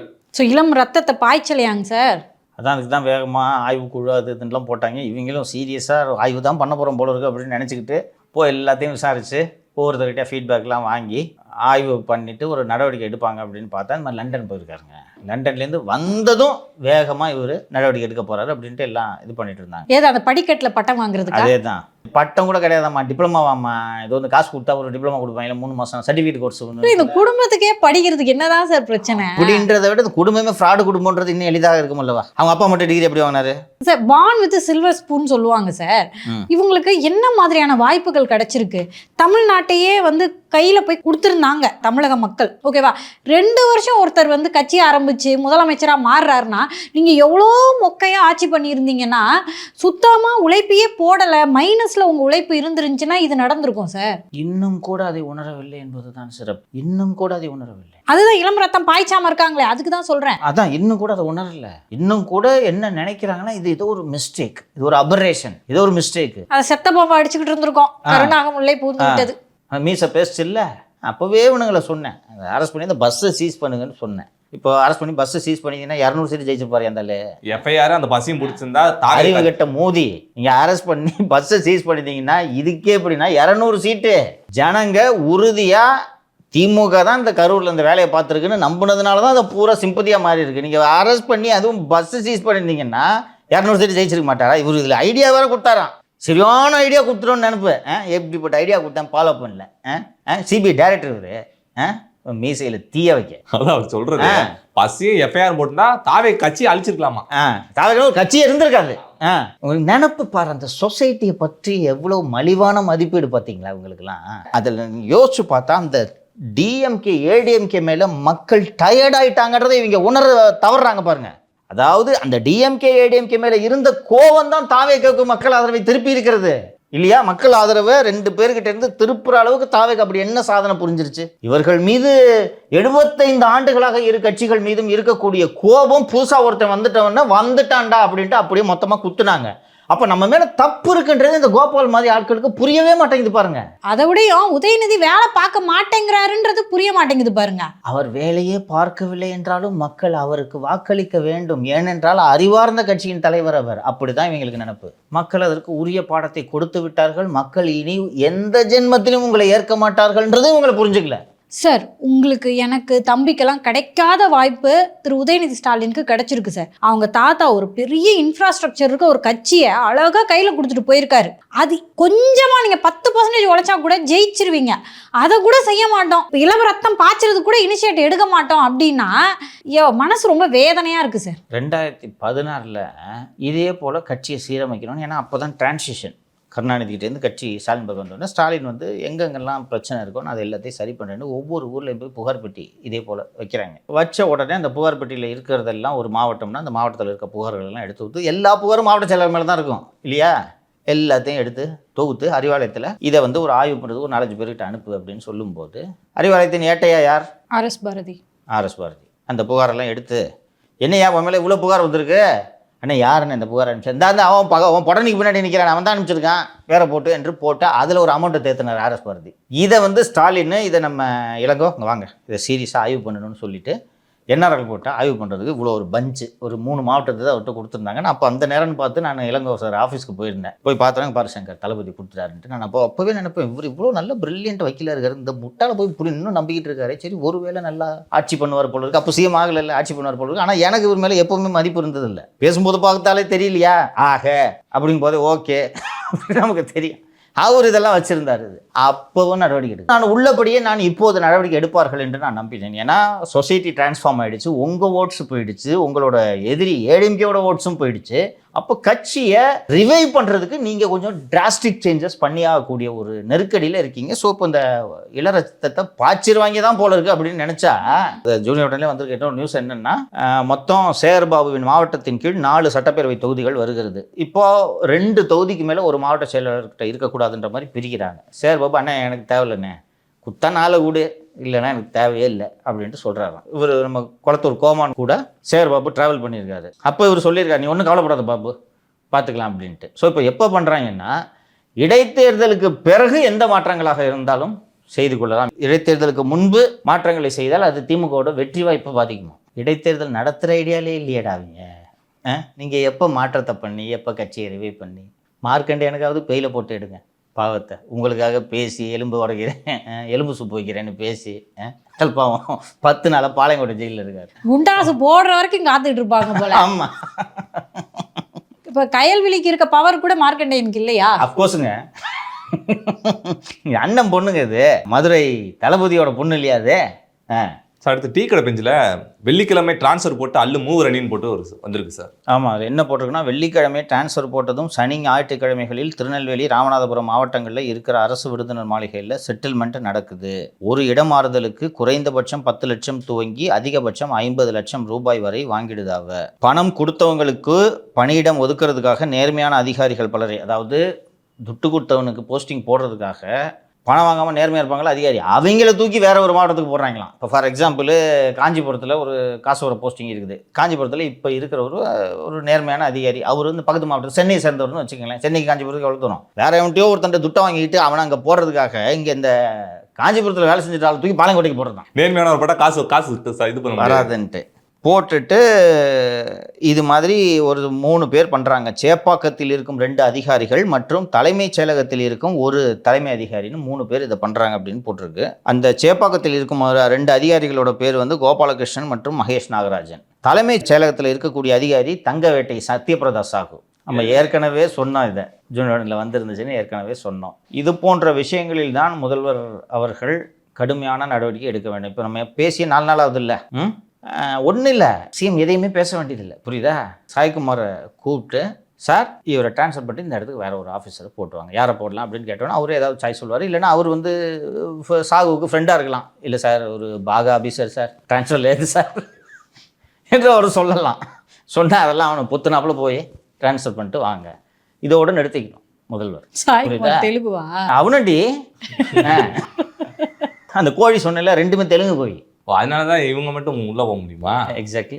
ஸோ இதோட நிறுத்திக்கணும், புரியுதுங்களா? மாற்றணும், அவ்வளோதான். இதை மீறி பேசுறது இதெல்லாம் ஆர்கியூமெண்ட்டு இல்லை சார் ஒரு பாவங்குன்றதுக்கெல்லாம் சிஎம் அனுமதிக்கூடாது. அது அவரோட முதல்வரின் முடிவை நிறைவேற்றுவதற்கு தான் அந்த அதிகாரிகள் ஆலோசனை சொல்லலாம். இல்லை சார் வேணாம் சார் அப்படின்ட்டு நீங்கள் பண்ணுங்க, அதோட நிறுத்திக்கணும். ஸோ சாகு வசூல் பண்ணுவார்ன்றது ஊருக்கே தெரியும். இப்போ அங்கேயே உட்காந்துக்கிட்டு நீர்வளத்துறைக்கு அமைச்சர் புஷி ஆனந்த் அவர் தொப்பி போட்டுன்னு எல்னி அம்பிட்டுப்பா அப்படின்னு இந்த கூவத்தை தூர் வர்றதுல போய் ஜேசிபியில் பொக்லைன் மிஷினில் ஏறி உட்காந்துருக்கிறாரு. அவர் இங்கே சாகு அச்சு நவுத்தினுக்கிறாரு. ஸ்கூட்டி எடுத்து போய் ஆட்டோவில் விடுறாரு சார். ஸோ இதெல்லாம் தெரிந்து கொள்ள வேண்டும். இவர் இதுக்கு புஷி ஆனந்த் சரிப்பட்டு வர மாட்டார், புரியுதுங்களா? சாகுவெல்லாம் வச்சா இதுதான் நடக்கும். இங்கே அருண்ராஜுக்கு கீழே சாகுவை போட்டால் ஒழுங்காக வாழை சூட்டின்னு இருப்பார். ஸோ நீங்கள் புஷி ஆனந்துக்கு கீழே சாகுவை போட்டிங்கன்னா புஷியே தூக்கி விற்றுருவார், அந்த எல்னி கடையில் விற்றுட்டு வந்துடுவார். வச்சுக்குமா அவரை பக்கத்தில் நல்லா எல்னி மாதிரி இருப்பார், வச்சுக்கோங்க. இத்தனை போயிட்டு இத்தனை வாமான்னு சொல்லிட்டு இவரே எத்தனை போயிடுவார், வந்துடுவாங்க. அதனால் இது போன்ற செய்திகளை கவனமாக பார்த்து விரைந்து நடவடிக்கை எடுக்க வேண்டும். தாவேக்கோட கூட்டணி கட்சிகள் அரசியல் ரீதியாக சில தொல்லைகளை எல்லாம் கொடுத்து கொண்டிருப்பதால் கட்சி தாவல் தடை சட்டம் பாதிக்காதது போல் நம்ம ஏற்பாடுகளை செய்யலாம் அப்படின்ட்டும் ஆலோசனைகள் நடந்துகிட்டு இருக்கு. இந்த குறிப்பாக விடுதலை சிறுத்தைகள் கட்சியின் தலைவர் காலையில் ஒரு பேச்சு, மதியம் ஒரு பேச்சு, சாயங்காலம் ஸ்நாக்ஸ் சாப்பிடும்போது ஒரு பேச்சு, நைட்டு ஒரு பேச்சு என்று பேசி கொண்டிருக்கிறார். அதன் காரணமாக அவர் நாங்கள் ஆட்சிக்கு ஆதரவு வாபஸ் வாங்குறோம்னு சொன்னாலும் வன்னி அரசு தாவேக அரசில் தொடர்வார். இப்போ 3 1 பங்கு போனால் ஸ்பிளிட் இல்லையா? அது 50% இல்லை இது. அதனால் நீங்கள் இங்கே இருங்க என்று சொல்லியிருக்கிறார்கள். ஸோ வன்னி அரசு ஷாஜஹான்னு 2 பெயர்கள் அதில் இருக்கிறது. அப்போ திருமாவளவன் அவர்களுடைய துணை முதல்வர் கனவு விடப்பா, அந்த வேதனை தான் அவர் புலம்பிட்டு இருக்காரு. நீ வெந்த புண்ணில் உப்பு அள்ளி தேய்க்கிறாய். அடுத்து இது கவர்மெண்ட் டாக்குமெண்ட்டை தனியார் வந்து 690 ரூபாய்க்கு விற்கிறான்னு செய்தி வந்திருக்கு. அது என்ன ஒன்றுமே புரியல, அது என்ன சார் நீங்களே கொஞ்சம் சொல்லுங்கள். எனக்கும் புரியல, இப்படியெல்லாம் நடக்குமா என்று என்னால் நம்பவே முடியவில்லை. தம்பி, அரசு தயாரிக்கும் அறிக்கைகள் அத்தனையும் மக்களுக்கு சொந்தம், மக்கள் உறுப்பினத்தில் பண்ணுறதுனால. எக்ஸாக்ட்லி. இப்போ நீதிபதி அருணா ஜெகதீசன் ஆணையம் அமைக்கப்பட்டது அல்லவா? ஆமாம் சார். தூத்துக்குடி துப்பாக்கிச்சூடு தொடர்பாக அந்த அருணா ஜெகதீசன் ஆணையம், அதில் பணியாற்றக்கூடிய ஊழியர்கள் மற்றும் ஆணையத்தின் தலைவர் திருமதி அருணா ஜெகதீசன், இவங்களுக்கெல்லாம் யார் சம்பளம் கொடுப்பா? கவர்மெண்ட். அதுபோல் மத்திய மாநில அரசுகளின் உறவுகளை, மாநிலங்களுக்கு இடையேயான பிரச்சனைகளை, ஆளுநர் பதவிக்கு உள்ள அதிகாரங்கள், இது போன்ற பல்வேறு விவகாரங்களை ஆராய்வதற்காக ஓய்வு பெற்ற உச்சநீதிமன்ற நீதிபதி திரு குரியன் ஜோசப் அவர்கள் தலைமையில் ஒரு விசாரணை ஆணையத்தை தமிழக அரசு அமைத்தது. இதற்கு முன்பு கருணாநிதி ஆட்சி காலத்தில்தான் மத்திய மாநில அரசுகளுக்கு இடையேயான உறவுகள் குறித்து ஆராய்வதற்கென்று ராஜமன்னார் கமிட்டி என்ற ஒரு கமிட்டி நியமிக்கப்பட்டது. அதுக்கு பிறகு அதுலேயும் தமிழ்நாடு தான் பயனீர், இதுலேயும் பண்ணியிருக்காங்க. ஸோ அரசு அறிக்கைகள் எல்லாமே தமிழ் ஆங்கிலம் இரண்டிலும் வெளியிடப்படும். அசம்பிளி மெம்பர்ஸ் எல்லாருக்கும் ஃப்ரீ காப்பி, ஆஃபீஸ்க்கு ஃப்ரீ காப்பி பவுண்ட் வால்யூம் கொடுத்துருவாங்க. பொதுமக்களின் வசதிக்காக இந்த அறிக்கைகளின் பிடிஎஃப் ஃபைல் சாஃப்ட் காப்பீஸ் வந்து வெப்சைட்டில் அப்லோட் பண்ணுவாங்க. ஜஸ்டிஸ் குரியன் ஜோசப் கமிட்டிக்கென்றே தனியாக ஒரு இணையதளம் இருக்கிறது. இந்த குரியன் ஜோசப் கமிட்டியுடைய அறிக்கையை இந்த ஆண்டு பிப்ரவரி மாதம் முதல்வர் ஸ்டாலின் அவர்களிடம் ஒப்படைத்து விட்டார்கள். அதன் பிறகு அது சட்டப்பேரவையிலும் வைக்கப்பட்டு விட்டது. சட்டப்பேரவையில் வைக்கப்பட்டு விட்டாலே அது மக்கள் சொத்து, ரைட்டுங்களா? ஸோ இந்த கமிட்டியின் இணையதளத்தில் சென்று நீங்கள் பார்த்தீர்கள் என்றால் தமிழ் வடிவ அறிக்கை நீங்கள் டவுன்லோட் பண்ணி படித்துக் கொள்ளலாம். தமிழ் வருஷன் மட்டும்தான் இருக்குது. இந்த கமிட்டியோட ஆங்கில அறிக்கையை படிக்கலாம் என்று பார்த்தால் ப்ளூபெரி பதிப்பகத்தில் இது கிடைக்கிறது. அமேசானிலும் ஃப்ளிப்கார்ட்டிலும் வாங்கி கொள்ளுங்கள் என்று அதில் இருக்கிறது. ஸோ ப்ளூம்ஸ்பெரி பப்ளிகேஷன் என்ற ஒரு வெளிநாட்டு பதிப்பகத்திற்கு அந்த ஆங்கில வடிவத்தின் உரிமை வழங்கப்பட்டுள்ளது. இது ஒரு மெம்பருக்கு, அதில் ஜஸ்டிஸ் குரியன் ஜோசப், ஓய்வு பெற்ற ஐஏஎஸ் அதிகாரி திரு அசோகவர்தன் செட்டி அண்டு நாகநாதன் பேராசிரியர், இது போல் இன்னும் 4-5 பேர், ஒவ்வொருத்தருக்கும் எப்படியும் மாதம் 3 லட்சத்துலேருந்து 4 லட்ச ரூபா சம்பளம் கொடுத்துருப்பாங்க. இவ்வளோ மக்கள் வரி பணத்தை செலவு பண்ணி மக்களுக்காக உருவாக்கப்பட்ட ஒரு அறிக்கையின் ஆங்கில வடிவத்தை ஹாரி பாட்டர் புக்கு போடுற பப்ளிகேஷனுக்கு யார் காப்பிரைட் கொடுத்தது? இன்னொன்று, சரி அந்த புக்காவது ஹாரி பாட்டர் போடுறதுனா எவ்வளோ பெரிய பப்ளிஷிங் ஹவுஸாக இருக்கும், அதையாவது தரமாக போட்டிருக்காங்கன்னா குப்பை மாதிரி போட்டிருக்காங்களாம் புக்கை. 800 ரூபாய் ஹார்ட் பவுண்டு, ஓகேவா? குப்பை மாதிரி போட்டிருக்காங்க. ஃபஸ்ட்டு அவன் இந்த மாதிரி போட மாட்டான். இன்னொன்று, அவன் ஹாரி பாட்டர் விற்கிற பப்ளிகேஷனை ஹாரி பாட்டர் போட்டு கொள்ள லாபத்தை பார்த்த ஒரு பதிப்பக நிறுவனம் தமிழில் இலவசமாக கிடைக்கிற ஒரு புத்தகத்தோட ஒரு அறிக்கையோட ஆங்கில வடிவத்தை ஏதோ ஒரு அமௌண்ட்டு கொடுத்து வாங்குறான்னா லாபம் இல்லாமல் அவன் வாங்குறதுக்கு வாய்ப்பு இருக்கா? இல்லை. ரைட். இப்போ 800 ரூபாய்க்கு அவங்க போட்டிருக்காங்க. இது யார் காசு கொடுத்து வாங்குவா? ரொம்ப கம்மியான பேர் தான் கன்சியூம் பண்ணுவாங்கன்னு தான் நினைக்கிறேன். ரைட். இது இப்போ தான் மாலதிக்கு அரசு நிர்வாகம் தெரியவில்லை. இப்போ ஒரு புக்கு இந்த பப்ளிகேஷனில் இருக்கிறவங்களுக்கு தெரியும். அந்த புக்கோட விலை 800 ரூபான்னு சொன்னேன். ஆக்சுவல் பிரிண்டிங் காஸ்ட் எவ்வளோ ஆகும் சொல்லு? 200 ரூபா. கரெக்ட். அவ்வளோதான். இப்படி தான் புத்தகத்தின் விலையே. ஏன்னா 20 வருஷம் ஆனாலும் விற்றாத லாபம் வரணுன்றதுக்காக அவ்வளோதான் 3 மடங்கு தான் வைப்பாங்க. அப்போது ஒரு 3000 காப்பி விற்றா லாபமா மாலதி? லாபம் தான். ஆனால் அந்த பன்னாட்டு நிறுவனத்துக்கு போதுமான லாபம் இருக்குமான்னு எனக்கு தெரியல. பன்னாட்டு நிறுவனத்திடம் இந்த புத்தகத்தை அச்சிட்டு நீ எடுத்துக்கொள், அதில் வரும் காசை எனக்கு கொடுத்து விடு என்று யாராவது ஒப்பந்தம் போட்டிருக்கலாம் அல்லவா? ஆமாம், ஒப்பந்தம் போடாமல் எப்படி சார் அவங்ககிட்ட போகும்? ஃபஸ்ட்டு யார் உனக்கு கொடுத்தது? அதோட இணையதளத்திலே இருக்குது, இந்த ப்ளூம்ஸ்பெரியில் இருக்குது. நீங்கள் போய் துட்டு கொடுத்து வாங்கிக்கிங்க ஃப்ளிப்கார்ட்டில் அப்படின்ட்டு இருக்குது. யார் இந்த காப்பிரைட்டு கொடுத்தது? அதுக்கு எனக்கு தெரிஞ்சு யாராவது டெண்டர் விட்டு எதுவும் காசை பார்த்தா வந்து டெண்டர்லாம் விடாமல் சத்தம் படம் விற்றுட்டாங்க. ஸோ ப்ளூம்ஸ்பெரி ஏன் இதை அச்சிடுகிறது? இப்போ வலுவாக ஒரு லைப்ரரி ஆர்டர் கிடச்சிருக்கும். அரசு நூலகங்கள் அத்தனைக்கும் ஒரு காப்பி இருக்கும். நூலகத்துறை யாரிடம் இருந்தது? Condition star. கண்டிஷனை ஃபாலோ பண்ணுங்கடான்னு சொன்னேனே. எதுலாம் காசு அடிச்சிருக்காங்க பார்த்தீங்களா? மக்கள் வரிப்பணத்தில் உருவாகக்கூடிய ஒரு அறிக்கை. இது ஒரு திமுக அரசின் மீது 1000 விமர்சனங்கள் இருந்தாலும் இந்த முயற்சி அற்புதமான முயற்சி. சென்டர் ஸ்டேட் ரிலேஷன்ஸ் பற்றி இன்னொன்று, இது பொது வெளியில் வைக்கிறதுக்கான காரணம் என்னென்னா, இதை படிச்சுட்டு 4 பேர் கருத்து சொல்லுவோம், இதை இன்னும் இப்படி இம்ப்ரூவ் பண்ணலான்னு ஒரு அறிவுசார் விவாதத்தை தொடங்குவதற்காகத்தான் இந்த குழு, அதன் அறிக்கை, அதை பொது வெளியில் வைக்கிறது எல்லாம்.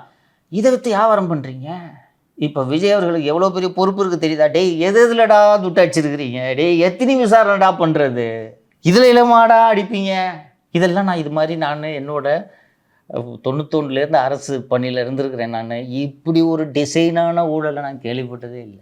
அரசோட விசாரணை அறிக்கையை ஒரு பப்ளிகேஷனுக்கு விற்று, அதுவும் தமிழை விட்டுட்டு இங்கிலீஷை மட்டும் விற்று, அதில் காசு பார்க்குற வினோதமான ஊழல் எல்லாம் நான் கேள்விப்பட்டது கூட கிடையாது. இதில் வேற சார், ஒரு பொண்ணு போயிட்டு திரு அன்பில் மகேஷ் கிட்ட, சார் சட்டப்பேரவை நிகழ்வெல்லாம் படத்தில் வருது, ஐயோகோ அப்படின்னு ஃபீல் பண்ணுது. இன்னும் யாரும் அந்த படத்துக்கு போக சொன்னது?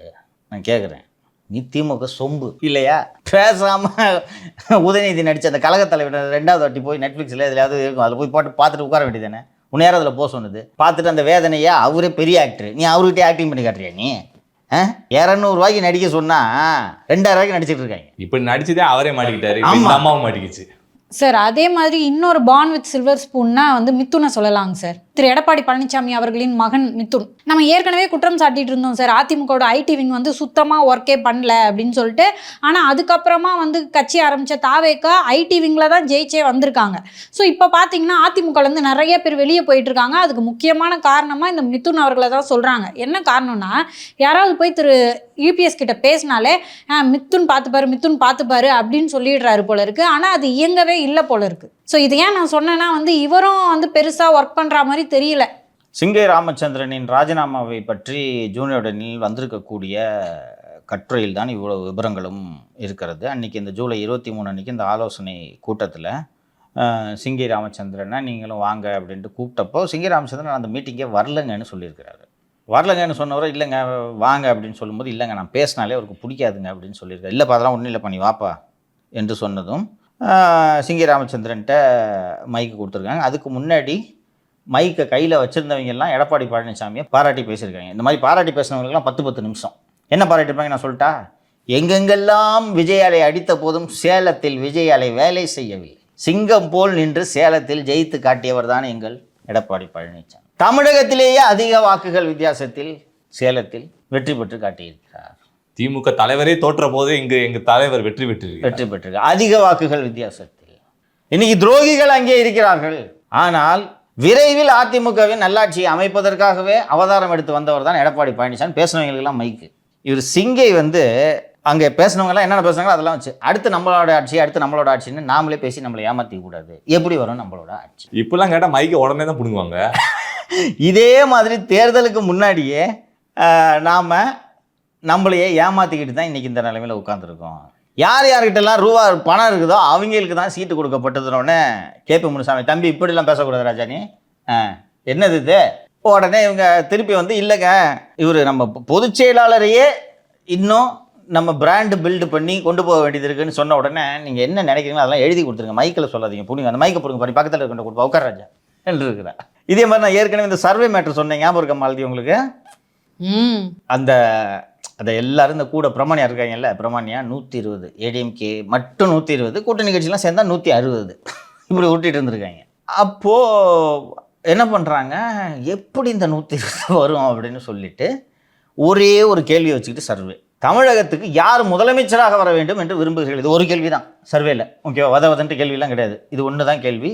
வைடு லார்ஜ் சாம்பிள், தமிழ்நாடு பூரா சாம்பிள், ஒரே கொஸ்டின். அது கொஞ்சம் சாம்பிள் ஈஸியாக முடியும் சர்வே இல்லையா. விஜய்க்கு 35, ஸ்டாலினுக்கு 35, எடப்பாடிக்கு 19. அப்போது 120 சீட்டில் அதிமுக ஜெயிக்கும். ஆனால் வேற யாராவது முதலமைச்சராக வரணுன்ட்டு நினச்சி அதிமுக ஓட்டு போடுவானா? என்னையா லாஜிக் இது அப்படின்ட்டு இந்த சர்வே தெரியணும் அவருக்கு. இந்த ஆள் வந்து பிரமணியா அடித்த வேப்பலையில் மந்திரி சுட்ட கோழி மாதிரி சுற்றி நிற்கிறாரு, இவருக்கு உண்மையை தெரிவிக்க வேண்டும்னு சொல்லிட்டு சர்வேவோ ஒரு அதிமுக மூத்த தலைவர் எடுத்துட்டு யார் தைரியமாக பேசக்கூடிய ஆளுன்னு சிங்கிங்க வாப்பா அப்படின்னு சொல்லிட்டு போய் இதை கொடுப்பா அப்படின்ட்டு இருக்காரு. இவர் இப்போ இந்த இதில் கூட்டத்தில் பேசியிருக்காருல, எந்திரிச்சு நாமளே நம்மளை ஏமாற்றிக்க கூடாதுங்க அப்படின்ட்டு பேசுனது மாதிரி போய் எடுத்துக்கிட்டு சர்வே இந்த மாதிரி கொடுத்துருக்குறாரு. தமிழ்நாட்டில் எந்த மாவட்டத்தில் எந்த தொகுதியில் எடுத்தாலும் நீங்கள் 19 தாண்டலன்னு, ஆனால் நீங்கள் 120ன்றீங்க, ஏதோ தப்பு நடக்குதுண்ணே, எங்கேயோ தப்பு நடக்குதுண்ணே அப்படின்னு ஃபேராக சொல்லியிருக்காரு. ஒரு நல்ல லீடரு, ப்ராக்டிக்கலான லீடரு, ப்ராக்மாட்டிக் லீடரு கொடுப்பா எங்கே படுத்துது அப்படின்னா, நான் இந்த ஏஜென்சி வச்சு எடுத்தேன், எவ்வளோ சாம்பிள்ப்பா இது எடுத்தேன், ஒழுங்காக எடுத்தீங்களா இல்லை சும்மா திமுககாரன் எடுத்துருக்க போகிறப்பா, இல்லைண்ணே கிளையண்ட் யாருன்னே சொல்லாமல் எடுத்த சர்வேன்னு இது உண்மையை சொல்லியிருப்பார். ஆக்சுவலி அந்த சர்வே யார் கிளையண்ட்டுனே சொல்லலை, அதனால் ஆக்சுவலாக என்னவோ அது வந்துச்சு. ஸோ ஒரு நல்ல லீடர் என்ன பண்ணியிருக்குன்னா, நீ உட்காரியா இந்த பிரமாணியாவில் 2 பேர் வந்திருக்காங்க பாரு கூப்பிடுவீங்களா அப்படின்ட்டு கூப்பிட்டு உட்கார வச்சு, என்னப்பா நீ என்னைக்கு எடுத்த கடைசி சர்வேனா, என்ன நான் போன வாரம் எடுத்தேன்னு, என்னப்பா வருதுன்னு, சார் 120 சார், மொத்தமாக 160 சார்ன்னு இருப்பாங்க. சரி எங்கே ராஜா எடுத்த நீ சாம்பிள் சொல்லு ராஜா அப்படின்னு சொன்ன உடனே, நான் இங்கே எடுத்தேன் அங்கே எடுத்தேன்னு ஏதாவது அவங்க சொல்லியிருப்பாங்க, இதுக்கு என்ன பதில் சொல்கிறேன் அப்படின்னு சொன்னோடனே, இல்லை அது ஃபேக்குன்னு சொல்லிட்டு 2 பேரும் வேணாம், இண்டிபெண்ட்டாக ஒரு ஏஜென்சி வச்சு சர்வே எடுக்கிறேன், யார் சொல்கிறது சரின்றதை நான் கண்டுபிடிக்கிறேன்னு. ஒன்று அவங்க முன்னாடியே வச்சு இதை முடிவு பண்ணணும், இல்லைன்னா இண்டிபெண்ட்டாக இவர் எடுக்கணும். புரியுதா? இந்த பிரமாணியான்னு சொல்லிட்டு ராஜ்சத்தியம் கூட்டு வந்த ஆளுங்க உண்மையை சொல்கிறாங்களா இல்லையான்றதை நம்ம கண்டுபிடிக்கணும். இவன் வந்து ஏன்னா ஒரு சிங்கை ராமச்சந்திரன் வெறி பிடிச்ச கட்சியாள் இல்லையா, கட்சி தோக்கணுன்றதுக்காக அவர் இந்த சர்வே கொண்டு வந்து கொடுக்க போகிறதில்ல. இன்னொன்று எடப்பாடி பழனிசாமி முதலமைச்சர் ஆகக்கூடாதுன்றதுக்காக இந்த சர்வே அவர் கொண்டு வந்திருக்க போகிறதில்ல. ஸோ இதில் என்ன உண்மைன்றதை நம்ம தெரிஞ்சுக்கணும் அப்படின்னு சொல்லிட்டு, சரிப்பா இந்த டீட்டெயில்ஸ் கொடுத்துருப்போம் நான் பார்த்துக்கிறேன்னு சொல்லிட்டு கட்சியில் யாராவது ஒருத்தர் கூப்பிட்டு அல்லது இவரே ஏற்பாடு பண்ணி ஃபுல்லாக ஒரு சர்வே எடுங்க, கிளைண்ட் யாருன்னு சொல்லாதீங்கன்னு சொல்லியிருந்தா இவருக்கு ஆக்சுவல் பிக்சர் தெரிஞ்சிருக்கும் இல்லையா? பழனிசாமியுடைய மனது பிரமணியா சொன்ன பொய்யை மட்டுமே நம்ப விரும்பியது. பிரமணியா, ஓகே, பிரமணியா உள்ள ஸ்ரவந்த், ராஜ் சத்யன், மிதுன், இவர்கள் 3 பேர் தான் அரசியல் ஞானிகள் இருக்கு. இவங்க வந்து சொன்னோன்னே இவருக்கு சுகமாக இருக்குல்ல கேட்குறதுக்கு, நீங்கள் தான்ட்டு அந்த சுகம் திடீர்னு தேர்தல் முடிவால் கலைத்து போடப்பட்டதும் திமுக ஆதரவில் முதலமைச்சர் என்பது மீண்டும் அந்த சுகத்தை அவர் காதுகளுக்கு தருகிறது. அதனால தான் அதையே கேட்க விரும்பி கொண்டிருந்தார். அந்த அடிப்படையில் தான் இவர் சிங்கை ராமச்சந்திரன் இதெல்லாம் சொல்லிட்டு இருக்காரு. அதிமுக மாணவர் அணியிலேயே ஒரு சில பேர் லட்சக்கணக்கில் ஃபாலோவர்ஸ் வச்சிருக்கவங்களாம் இருக்காங்க, இன்ஃப்ளூயன்சர்ஸாக மாறிட்டாங்க, நிறைய பேர் இருக்காங்க. ஆனால் எடப்பாடி பழனிசாமிக்கு இன்ஸ்டாவில் வெறும் 40,000 ஃபாலோவர்ஸு. ஸோ யங்ஸ்டர்ஸ் மத்தியில் எப்படி இதை கொண்டு போகணுன்றதெல்லாம் விவாதித்து ஆராய வேண்டிய விஷயம். இது எல்லாத்தையும் இந்த டிஜிட்டல் ஏரியா முழுக்க 2 வருஷமாக பார்த்தது மிதுன் பழனிசாமி. அதுதான் சார், இது ஒன்றும் ராக்கெட் சயின்ஸ் கிடையாது சார். நீங்கள் இப்போ சொன்னது இதை ஏன் சார் திரு எடப்பாடி பழனிசாமிக்கு புரியலன்றதை கூட நான் ஓகே. மிதுனுக்கு என்ன பிரச்சனை? இல்லை உண்மையாகவே பிரச்சனை இருக்கா? புரியலையா உங்களுக்கு? இன்னும் புரியல? அப்பனுக்கு மகன் தப்பாமல் பிறந்திருக்கிறார், அவ்வளவுதான். தந்தை எப்படி கனவுலகில் வாழ்ந்து கொண்டிருக்கிறாரோ அதே போல மிதுன் பழனிசாமி கனவுலகில் வாழ்ந்து கொண்டிருக்கிறார். உண்மை என்ன, அதை ஆராய்வோம், தெரிந்து கொள்வோம் என்ற அந்த தேடலும் அந்த முயற்சியும் இருந்தால் தானே உங்களுக்கு உண்மை தெரியும். சொகுசாக வீட்டிலே பப்பரைக்கான்னு படுத்துக்கிட்டு யாரு கூடயும் பேசாமல் ரூமில் கதவை சாத்திட்டு உட்காந்துக்கிட்டு எங்கள் அப்பா சிஎம் எங்கள் அப்பா சிஎம்னு சொல்லிக்கிட்டே இருந்தீங்கன்னா அப்பா சிஎம் ஆகிடுவார் போல இருக்குன்னு நினச்சிக்கிட்டு இருக்காரு, இன்னும் நினச்சிக்கிட்டு இருக்காரு. ஏன்னா அதிமுக ஒன்றும் உங்களுடைய வீட்டு சொத்து கிடையாது. வீட்டு சொத்துன்னு அப்பாவும் பையனும் நினைக்கிறாங்கம்மா. பல கோடி தொண்டர்களோட உழைப்பு. அது இவங்களுக்கு தெரியலம்மா. அதை ஹைஜாக் பண்ணி இப்படி காலியாக்குறீங்க. காலியானாலும் பரவாயில்ல, எங்கள் கையிலேருந்து கட்டுப்பாடு எங்களை விட்டு போய்விடக்கூடாதுன்ட்டு அப்பனும் மகனும் நினைக்கிறார்கள், அவ்வளோதான். இதனால தான் மூத்த தலைவர்கள் அத்தனை பேரையும் கட்சியிலேருந்து ஒழிச்சு கட்டணுன்றது. உங்களுக்கு நல்லா கவனிக்கணும், மற்றவர்கள் கட்சியிலிருந்து வெளியேறியது வேறு, சிங்கை ராமச்சந்திரன் வெளியேறியது வேறு. அதிமுகவில் ஐடி விங் ஃபார்ம் பண்ணுங்கன்னு ஜெயலலிதா இவரை அழைத்து அதிமுகவில் இந்த பணியை கொடுக்கும்போது சிங்கை அப்போதே மாதம் 16 லட்சம் ஊதியம் வாங்கி கொண்டிருந்தோம். IIM Ahmedabad product. ஜெயலலிதா கூட்டு இந்த வேலைக்கு வாப்பான்னு சொல்லிட்டாங்கன்ற ஒரே காரணத்துக்காக அது எல்லாத்தையும் தூக்கி போட்டுட்டு வந்தார். அவர் வந்து எடப்பாடியோட கூட்டத்தை அட்டன் பண்ண பிறகு வெளியில் போகிறாருன்னா எடப்பாடி பழனிசாமி அவர் மகனும் கட்சி எதை நோக்கி அழைத்து செல்கிறார்கள் என்பதை புரிந்து கொள்ள வேண்டும், அவ்வளோதான். நான் இதை மீண்டும் நான் இதை சொல்வது அதிமுகவில் இப்போது எஞ்சி இருக்கும் தொண்டர்களுக்காக. அங்கேயும் புதிதாக கொத்தடிமைகள் அக்ரி கிருஷ்ணமூர்த்தி வடிவில் சில கொத்தடிமைகள் உருவாகி இருக்கிறது. அந்த கொத்தடிமைகளிடம் அவர்கள் காரியக்கார கொத்தடிமைகள், அவர்களிடம் பேசி பிரயோஜனம் இல்லை. நான் அதிமுக தொண்டர்களுக்கு சொல்கிறேன், நீங்கள் உங்களுக்கு இனி எதிர்காலமே கிடையாது. எடப்பாடி பழனிசாமி இந்த பதவியில் இருக்கும் வரை உங்களுக்கு எதிர்காலம் கிடையாது. எவ்வளவு விரைவாக கிளம்ப முடியுமோ கிளம்புங்கள், அவ்வளோதான். அதான் சார், திரு சி.வி. சண்முகம் அவர்கள் பேசினது நான் பார்த்தேன் சார். அவங்களுடைய ஃபாலோவர்ஸ் இருப்பாங்க இல்லையா, அவங்கள வந்து அவதூறு பரப்புறாங்க, பர்சனல் அட்டாக் பண்ணி விதவிதமாக அவதூறு பரப்புறாங்க. அதை பண்ணுறது யாருன்னா திரு இபிஎஸ்ன்னு சி.வி. சண்முகம் அவர்கள் குற்றம் சாட்டுறாரு. இப்போ இவங்க மேலெல்லாம் வந்து வழக்கு பதிவு செய்யணும்ல, போலீஸ் வந்து வழக்கு பதிவு செய்ய மாட்டேங்குதான். அவர் மாதிரியே கொலை முயற்சி வழக்கு பதிவு செய்த போலீஸ் தானே அந்த போலீஸ் எப்படி இது மேலே நடவடிக்கை எடுக்கும்? இன்னொன்று, எடப்பாடி பழனிசாமியோட புத்தியை புரிஞ்சுக்குங்க. உன்னோட எதிரி தாவேக, உன்னோட எதிரி திமுக, அங்கே கவனம் செலுத்தாமல் சி.வி. சண்முகத்தை போய் நோண்டிக்கிட்டு இருக்கிறேன்னா எவ்வளோ மலிவான எண்ணம் உடையவர் என்பது தெரிகிறதா உங்களுக்கு? எப்படி முன்னேறுவார் இவர்? அதான் எதிரி அடித்து டான் ஆனவர் இல்லை சார், கூடவே இருக்க நண்பனை அடித்து டான் ஆகுறாரு சார். ஆமாம், டான்லாம் ஆக முடியாது, டான்னு புதைச்சிட போகிறாங்க பாருங்கள். அடுத்து விஜய் அவர்களை விமர்சிச்சா, விஜய் அவர்கள் மீது அவதூறு பரப்புனா உடனே ஆக்ஷன் எடுக்கிற அந்த காவல்துறை, தமிழ்நாட்டில் தவிர்க்க முடியாத தலைவராக இருக்கக்கூடிய சீமான் அவர்கள் மீது அவதூறு பரப்புனாலோ இல்லை அவரை பற்றி தப்பாக விமர்சித்தாலும் ஏன் ஆக்ஷன் எடுக்கல அப்படின்னு சொல்லிட்டு நீதிமன்றம் கேட்டிருக்கு சார். நீதிபதி திருமதி விக்டோரியா கௌரி கேட்டிருக்காங்க சார். இன்று உடனடியாக நடவடிக்கையும் எடுத்து விட்டார்கள். நீதிபதி நன்றாக உணர்ந்துதான் இந்த கருத்தை பதிவு செய்திருக்கிறார் என்று நான் புரிந்து கொள்கிறேன். ஏனென்றால் அதிபர் திரு சீமான் அவர்கள் தமிழகத்தின் தவிர்க்க முடியாத ஒரு சக்தி தான். பவா செல்லதுரைன்னு ஒருத்தர் பேர் கேள்விப்பட்டிருக்கியா பண்ணி? எழுத்தாளர். அவரோட புகழுக்கு முக்கிய காரணம் அவர் ஒரு கதை சொல்லி ஒவ்வொரு மேடைகளிலும் கலை இலக்கிய விழாக்களிலும் தமிழ் இலக்கியத்தின் பிரபலமான நூல்களை, உலக இலக்கியங்களை எடுத்து அதை கதை போல சொல்லுவார்.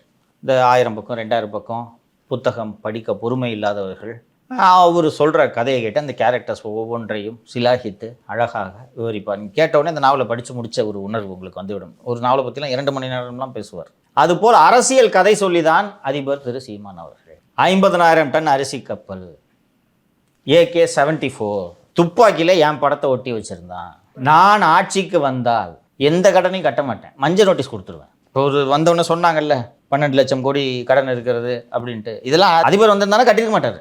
தேவையில்லாம இவங்க இன்ட்ரெஸ்ட் வேற கட்டிட்டு இருக்காங்க சார். ஆமா, விஜய் அவர்களுக்கு நல்ல யோசனை. இவரு சீமான் அவர்கள் சொல்லுமே மஞ்சள் நோட்டீஸ் கட்டிட்டு அவங்க என்ன இது போன்ற கதைகளை சொல்லும் தலைவர் யாராவது இருக்கிறார்களா? ஓ, அப்ப அந்த விஷயத்துல தான் இவர் தவிர்க்க முடியாத தலைவரா? அதனால் தான் அவர் தவிர்க்க முடியாத தலைவர். இப்போ சாதாரண தலைவராக இருந்தால் நீங்கள் தவிர்த்து விட்டு சென்று விடலாம். இப்படி ஒரு கதை சொல்லும் தலைவரை நீங்கள் தவிர்க்க முடியுமா? ஏன்பா, வெறும் ட்ரைனிங் கொடுக்கறதுக்குனே கட்சி நடத்துகிற ஒரு கட்சி எங்கேயாவது இருக்குதாப்பா? சொல்லுப்பா, நீ எங்கேயாவது இருக்காப்பா? எங்கேயாவது இருக்கா? வென்றால் மகிழ்ச்சி, தோற்றால் பயிற்சி. வெறும் பயிற்சியே 18 வருஷமா கொடுத்துட்டு இருக்காங்க. இல்ல சார், இப்ப மாறிட்டார் சார் அண்ணே. இடைத்தேர்தல சிரிச்சுட்டே உள்ள போறாரு. இல்ல மாறிட்டாரு, ஏன்னு கேளுங்க. ஒரு மேடையில இவர் சரத்குமார் அவர்கள் பிறந்த நாள் அந்த நிகழ்ச்சி மேடையில கொள்கைகள் நிலைப்பாடுகள் என்று மாறாதுன்னு பேசினார்ல. கொள்கைகளும் நிலைப்பாடுகளும் காலத்திற்கு ஏற்றார் போல் மாறும் சொல்லியிருக்காரு. அவ்வளவுதான். காரே மாறுது, வருஷத்துக்கு ஒரு காரு. கொள்கை மாறாதா? இன்று சரி என்று படுவது நாளை தவறு என்று படும். பாத்தியா? நாளை தவறு என்று படுவது இன்று சரி என்று படும். அண்ணன் சொல்றேன். அதை காருன்னு சொல்லக்கூடாது, மகிழுந்து. தமிழில் பேசினா தான் அண்ணனுக்கு பிடிக்கும். இப்போ இப்படி ஒரு சக்தியை தவிர்க்க முடியுமா? சொல்லு. தினந்தோறும் உதிக்கும் சூரியன் போன்று இவர் தவிர்க்க முடியாத ஒன்று. சொல்லு ராஜா. இப்போ எதுக்கு நீங்க சம்மந்தம் எல்லாம் பேசிட்டு இருக்கீங்க? இல்லம்மா, நான் சம்மந்தத்தோட தான் பேசுறேன். நீங்க ஒரு தமிழக அரசியலின் தவிர்க்க முடியாத சக்தி என்று நீதிமன்றம் சொல்லியிருக்கிறது அல்லவா? நீங்க எல்லாம் ஏன் இப்படி சொன்னாலும் உங்களுக்கு மனசுல இருந்து யோசனை வந்திருக்கும் இல்லையா? நேற்று நைட்லாம் உறக்கமே வரல. என்ன இப்போ ஏன் தவிர்க்க முடியாத சக்தி இதுதான். அப்பா, எவ்வளவோ தலைவர்களை பார்த்துருக்கப்பா நீ. ஐயா பழநெடுமாறனில் தொடங்கி, குமரியானந்தனில் தொடங்கி, ராஜாஜி, ஜீவானந்தம், பெரியார், கக்கன், காமராஜர், வரிசையா சொல்லு. இம்புட்டு கதையை சொன்ன ஒரு தலைவரை காட்டியா? இவர் பாபா செல்லத்துறை, தென்கட்சி சாமிநாதெல்லாம் விட்டு இவர்கள்லாம் பேச்சாளர்கள், எழுத்தாளர்கள், அரசியல் தலைவர். நீங்கள் நீதிமன்றம் பயன்படுத்திய வார்த்தையை கவனிக்கணும். நீங்கள் தவிர்க்க முடியாத அரசியல் சக்தி. நீ தவிர்த்து பாரு. வேற ஒருத்தனை கதை சொல்லியா? இம்புட்டு கதையை. அது உணர்ச்சி பொங்க சொல்லணும். அதுதான் மெயின். அது அண்ணனை மாதிரியே சொல்றேன். ஒருத்தர் இருக்கானாங்க இப்படி கதை சொல்ல ஒருத்தனை சொல்ல. அதனால தான் நீதிமன்றம் அப்படி சொல்லிருக்கு. அதனால அதை ரொம்ப சீரியஸாக எடுத்துக்காதீங்க. சரி சார், உங்க தகவல்களுக்கு தேவையில்லாத கருத்துக்கு நன்றி சார். நிகழ்ச்சி முடிப்பதற்கு முன்பாக தமிழக முதல்வருக்கு ஒரு முக்கியமான தகவலை சுட்டிக்காட்ட விரும்புகிறேன். இன்டர்ஆப்பரபிள் கிரிமினல் ஜஸ்டிஸ் சிஸ்டம் என்ற மத்திய அரசின் முன்னெடுப்பில் ஒரு மென்பொருளை அனைத்து மாநிலங்களும் தயார் செய்து கொண்டிருக்கிறது. மாநில குற்ற ஆவண காப்பகம், காவல்துறை, நீதித்துறை மற்றும் தடயவியல் துறை, இது எல்லாத்தையும் இணைக்கக்கூடிய மென்பொருள். இப்போ உதாரணத்துக்கு என் மேலே வழக்கு இருக்குல்ல, இந்த வழக்கு எந்தெந்த இடத்தில் இருக்கிறதோ, எந்தெந்த அலுவலகங்களில் இது தொடர்பான தரவுகள் இருக்கிறதோ, இது எல்லாவற்றையும் ஒன்றாக இணைப்பது. ஒரு பட்டனை தட்டுனா இந்த கேஸோட எல்லா டேட்டாவும் வந்துடும். கோர்ட்டு டேட்டாவும் ஒன்றாயிடும், போலீஸ் டேட்டாவும் ஒன்றாயிடும், பழைய கேஸ் டேட்டா கிரைம் ரெக்கார்ட் பியூரோலேருந்து வந்துடும். வழக்கு சம்பந்தமாக ஏதாவது தடயவியல் அறிவியல் துறையில் இருந்தால் அதுவும் இணைந்து விடும். So single database. நல்ல முன்னெடுப்பாக இருக்கு சார். நல்ல முன்னெடுப்பு. இதில் கடந்த ஆட்சியிலேயே இந்த மென்பொருளை நிறுவி செயல்படுத்தும் வேலை மாநில குற்ற ஆவண காப்பகத்தில் இருக்கிறது. 120 கோடி 130 கோடியோ மத்திய அரசு இதற்கென நிதி ஒதுக்கி இருக்கிறது. கடந்த ஆட்சி காலத்திலேயே இதற்கென டெண்டர் விடப்பட்டு, இதில் டெண்டர் எடுக்க இருந்த நிறுவனம் 12 கோடியை முன்பணமாக கொடுத்து டெண்டரை இறுதி செய்ய முடியாமல் நின்று போனது. அந்த 12 கோடி ரூபாய் 2026 சட்டப்பேரவை தேர்தலில் திருச்செந்தூர் சட்டப்பேரவை தொகுதிக்கு செலவிடப்பட்டது. உங்களுக்கு திடீரென்று தோன்றும், சென்னையிலே கொடுக்கப்பட்ட லஞ்ச பணம் ஏன் திருச்செந்தூர் சட்டப்பேரவை தொகுதியிலே செலவு செய்யப்படுகிறது? அதை விசாரிப்பது உளவுத்துறையின் வேலை. நீங்கள் மண்டையை குழப்பிக்கொள்ள வேண்டாம். ஸோ இப்படியெல்லாம் செலவு செய்து அந்த டெண்டரை அதே நிறுவனத்துக்கு வழங்கலாம் என்று இருக்கக்கூடிய நேரத்தில் எல்காட்டின் மேலாண் இயக்குனர் திரு கார்த்திகேயன் ஐஏஎஸ் அவர்கள் இதில் ஏதோ தப்பு நடக்கிற மாதிரி இருக்கு என்று டெண்டரை ரத்து செய்து விட்டார். இப்போ 12 கோடி கொடுத்தவன் சும்மா இருப்பானே? இப்போது அவசரமாக மீண்டும் மறு டெண்டர் விடப்பட்டிருக்கிறது. இப்போதும் அதே 2 நிறுவனங்கள் தான் பங்கேற்பதற்கான வாய்ப்பு இருக்கிறது. இப்போது அந்த திருச்செந்தூர் தேர்தல் செலவுக்கு முன்பணமாக நிதி வாங்கிய அந்த அதிகாரி அதே நிறுவனத்திற்கு கொடுக்க முயற்சி செய்வார். கொடுத்தாலும் அந்த நிறுவனத்தால் இதை செயல்படுத்த முடியாது. என்ன காரணம் என்றால், உக்ரைன் மற்றும் ஈரான் போரின் காரணமாக 2 மாதங்களுக்குள் கம்ப்யூட்டர்களின் விலை பல மடங்கு உயர்ந்து விட்டது. அந்த சிப்ஸோட ரேட்லாம் ரொம்ப அதிகமாகிடுச்சு. இப்போது மத்திய அரசு ஒதுக்கிய 120 கோடி போதாது. குறைந்தது 200 கோடி இப்போது இந்த ப்ராஜெக்டுக்கு தேவைப்படுகிறது. அந்த திருச்செந்தூர் சட்டப்பேரவை தொகுதிக்கு செலவு செய்த அந்த அதிகாரி இன்னமும் அதே அலுவலகத்தில் தொடர்கிறார். நல்ல அதிகாரிகளான அஸ்ரா கர்கும் மகேஷ்குமார் அகர்வாலும் இந்த அதிகாரியை ஏன் இன்னும் அங்கே தொடர வைக்கிறார்கள் என்பது புரியாத புதிராக உள்ளது. இந்த திட்டம் முழுக்க முழுக்க மத்திய அரசின் நிதியில் செயல்படுத்தப்படும் திட்டம். இதில் குளறுபடிகள் ஏதாவது நடந்து முறைகேடுகள் என்று நாளை வெளியே வந்தால் மத்திய அரசில் முதல்வர் திரு விஜய் அவர்களுக்கு மிகப்பெரிய அவப்பெயர் ஏற்படும் என்பதை இந்த நேரத்திலே தெரிவித்துக் கொண்டு நானும் விடைபெறுகிறேன். நன்றி. நன்றி சார். சார்.